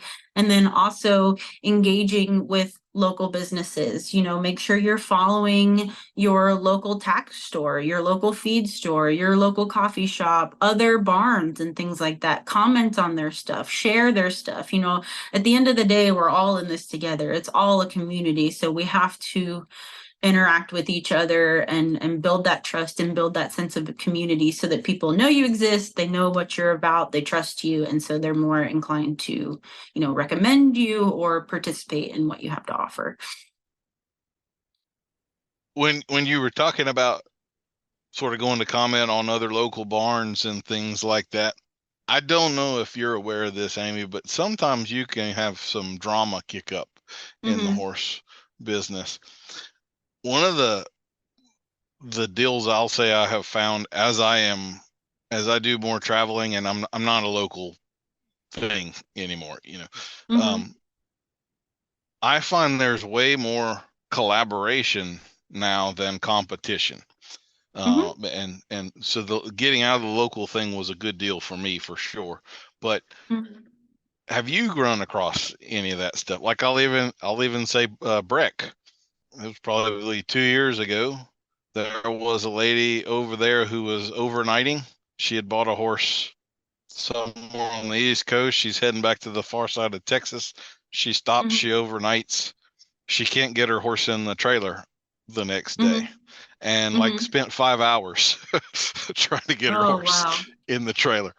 And so I got a phone call, and I'm an hour and 20 minutes away or something like that. But it so happened I was free and loose, and I headed over there and I loaded the horse.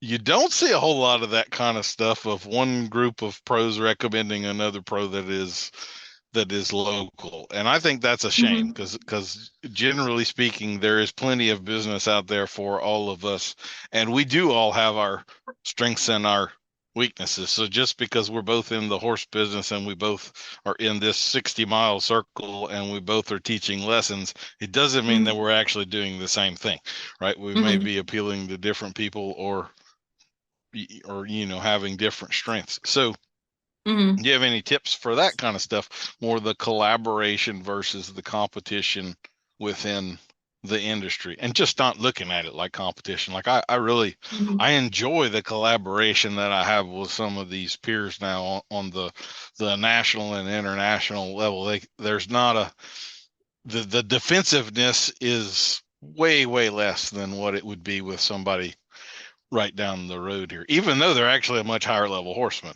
That's the kind of as they say, the competition is at the bottom and the collaboration is at the top. But have you come across that kind of stuff, or any thoughts? Yeah.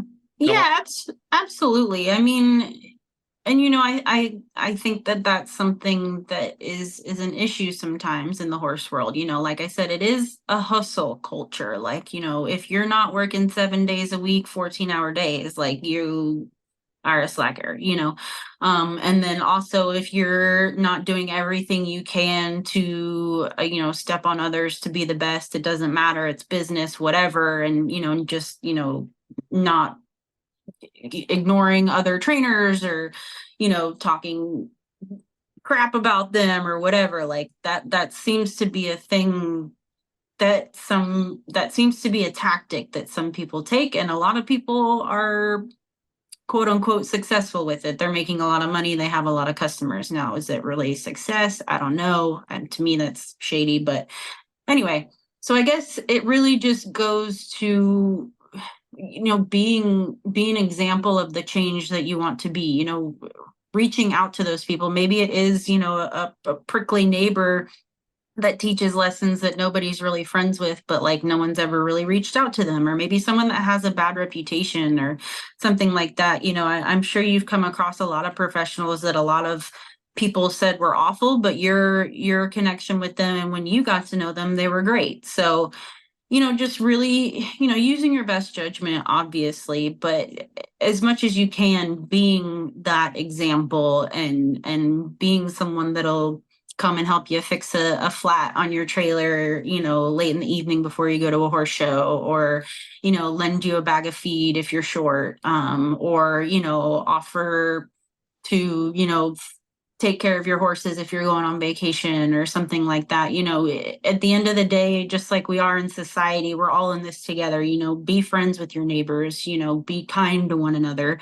And people will see that too. People will know that you're a kind and trustworthy person, and you don't talk shit about people, and you play well with others. So ultimately, putting good in the world, hopefully good will come to you as well as good to other people. So Here's an observation that I have that just brought up.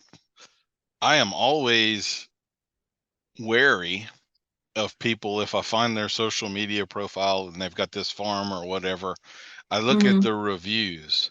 And if you have 13,000 followers and a perfect 5-star review, I am skeptical as hell of you, because you definitely would have pissed someone off among 13,000 people if you're telling the truth to people all the time, because that's just the way this goes.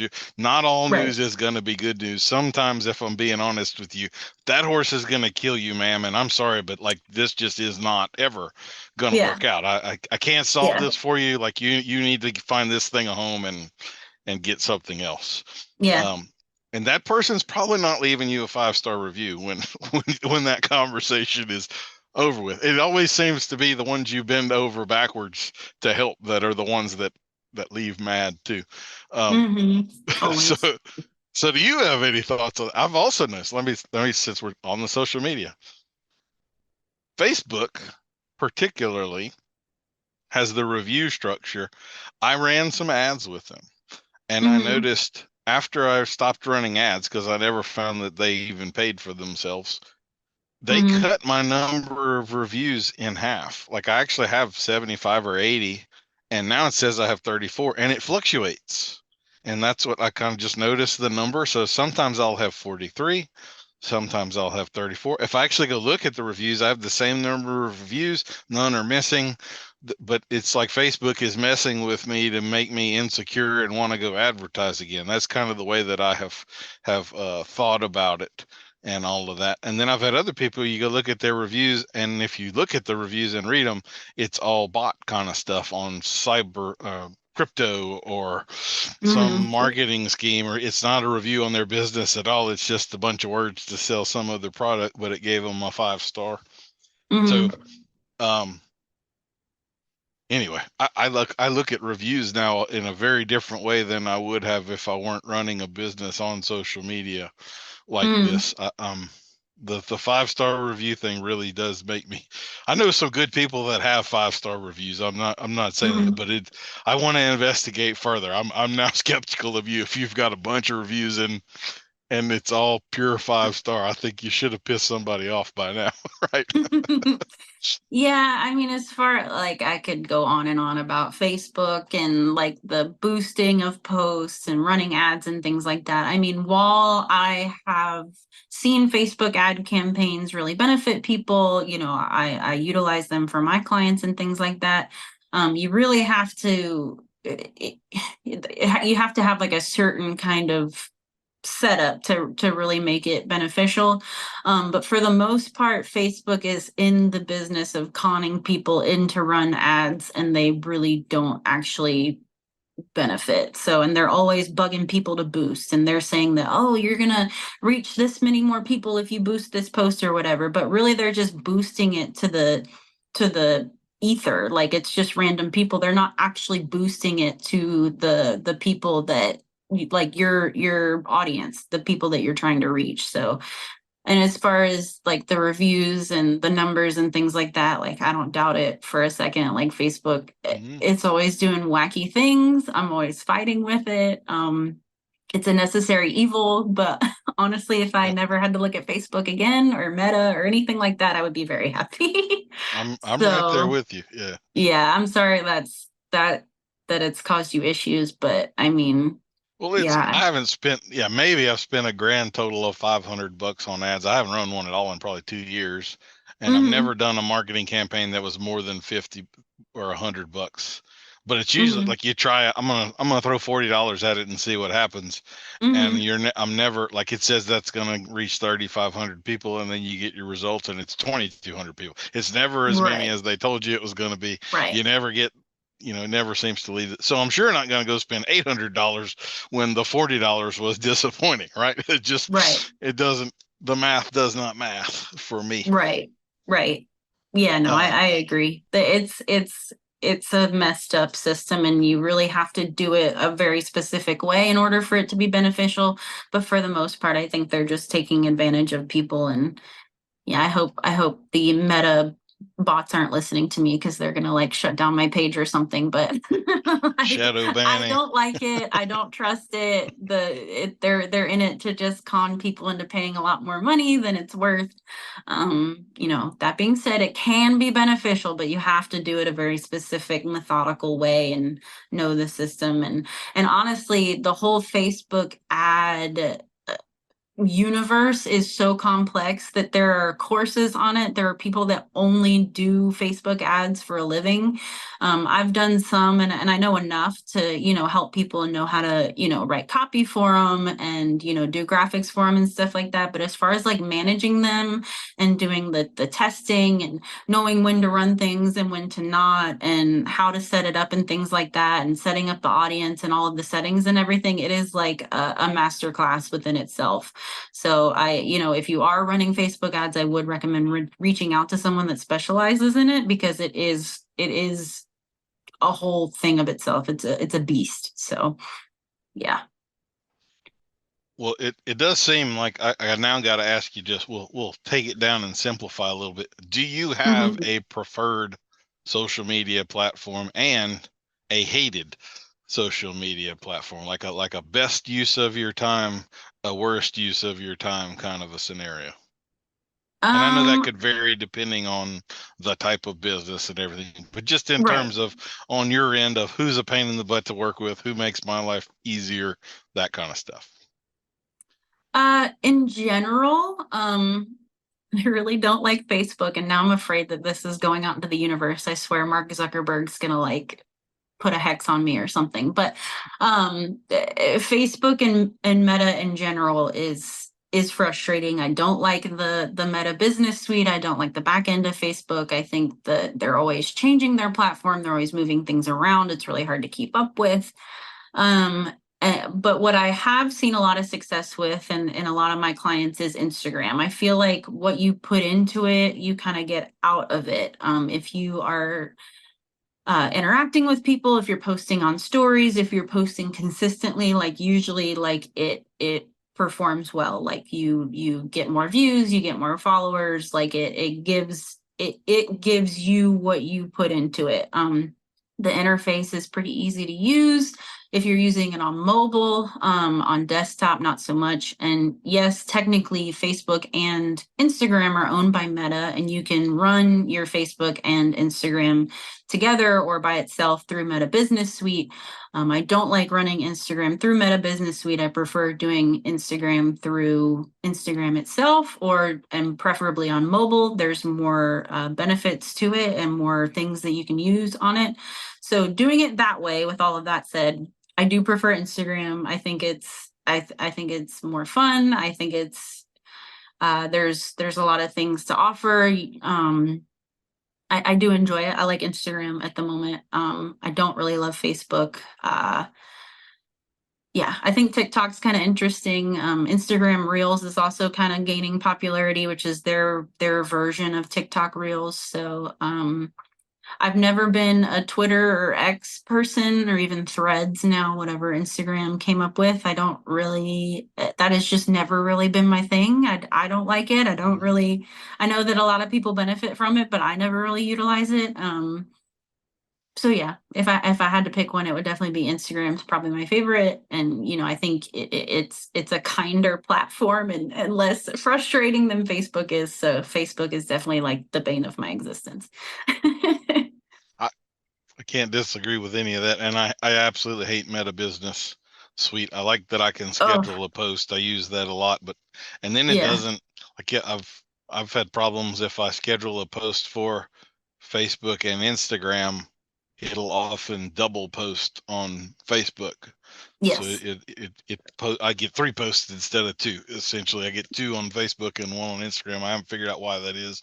And so yeah, I hate it. I absolutely hate it.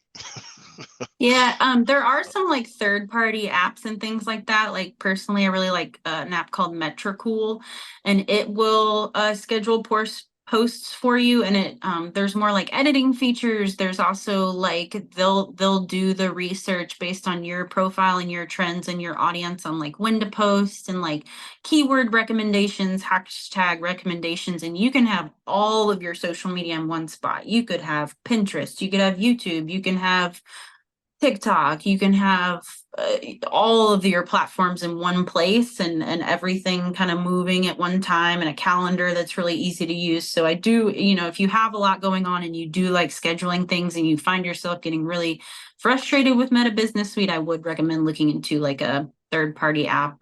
There's like Hootsuite and all kinds of things that you can use. They're a lot more of a user-friendly experience. So. And a lot of times they have a free version. I had no idea that existed, but yeah, I will definitely look into that. Mm-hmm. Well, are there any other tips or anything you would like to leave us on, or anything else about ARL Creative that we haven't? I've tried to kind of cover the bases here, but I may well have slacked on something. So anything else you want to point out that you can help people with? I mean, not really. I just sell, want people. You sell some templates and what's the word I'm looking for? You know what I'm talking about. Why don't you tell us about that? Yeah. So I do actually have an Etsy shop that does pretty well. I create digital downloads that are equestrian themed. So my most popular thing is I have like I call an equestrian workbook, and so it's all like games and puzzles and matching and diagrams and labeling, or fill in the blank or something like that. It's sitting down in the tack room or the barn aisle or whatever and doing that. And then I also have packets of like lesson ideas and games and things like that, and then you can buy them together or separate or whatever. I also have like a bunch of other diagrams and fun things and labeling that you can buy. I have marketing templates for people, like social media templates that you can buy. I also have like anything from like barn stable, like name cards that you can use at home or on the road. I do like Valentine's. I do all kinds of like little random fun things that you can download and print on your own and use. A lot of people use them for like pony clubs and camps and things like that. So I do have that. And my Etsy store is on my website, or you can just look up ARL Creative on Etsy and you can find all of those digital downloads there. And yeah, it was something that I just kind of did for fun. It was just sort of a creative outlet. I had so much experience teaching and running camps and things like that. And I wanted to share that and also have like a creative outlet. And so I put it out in the world, and people really seem to like it, and they love downloading them, and they're always excited when I come out with like another version of it. So if you have summer camps or kids or something like that, I have like a trivia game, bingo, stuff like that. If you're just a horse person looking for something fun to do, I do have that in my Etsy shop. That's pretty cool. And we will definitely have links to Amy's website and all of that stuff in the show notes. So y'all won't have to go looking for it. It'll be right there for you. Cool. Well, Amy, it has been my pleasure to speak with you again. It's been too long since I've seen you in person, but next time you head back over here to New Orleans or to Louisiana, we need to get dinner or something like that and catch up and everything. Absolutely. So if y'all have the opportunity to work with Amy, I do have a lot of strangers on the podcast. I don't think we've had any bad people on here, but again, I could not recommend her more highly. She is absolutely a treasure, and you will not be sorry that you engaged her services or got to know her as a person. Well, thank you. I appreciate it. All right. Well, thank you. All righty.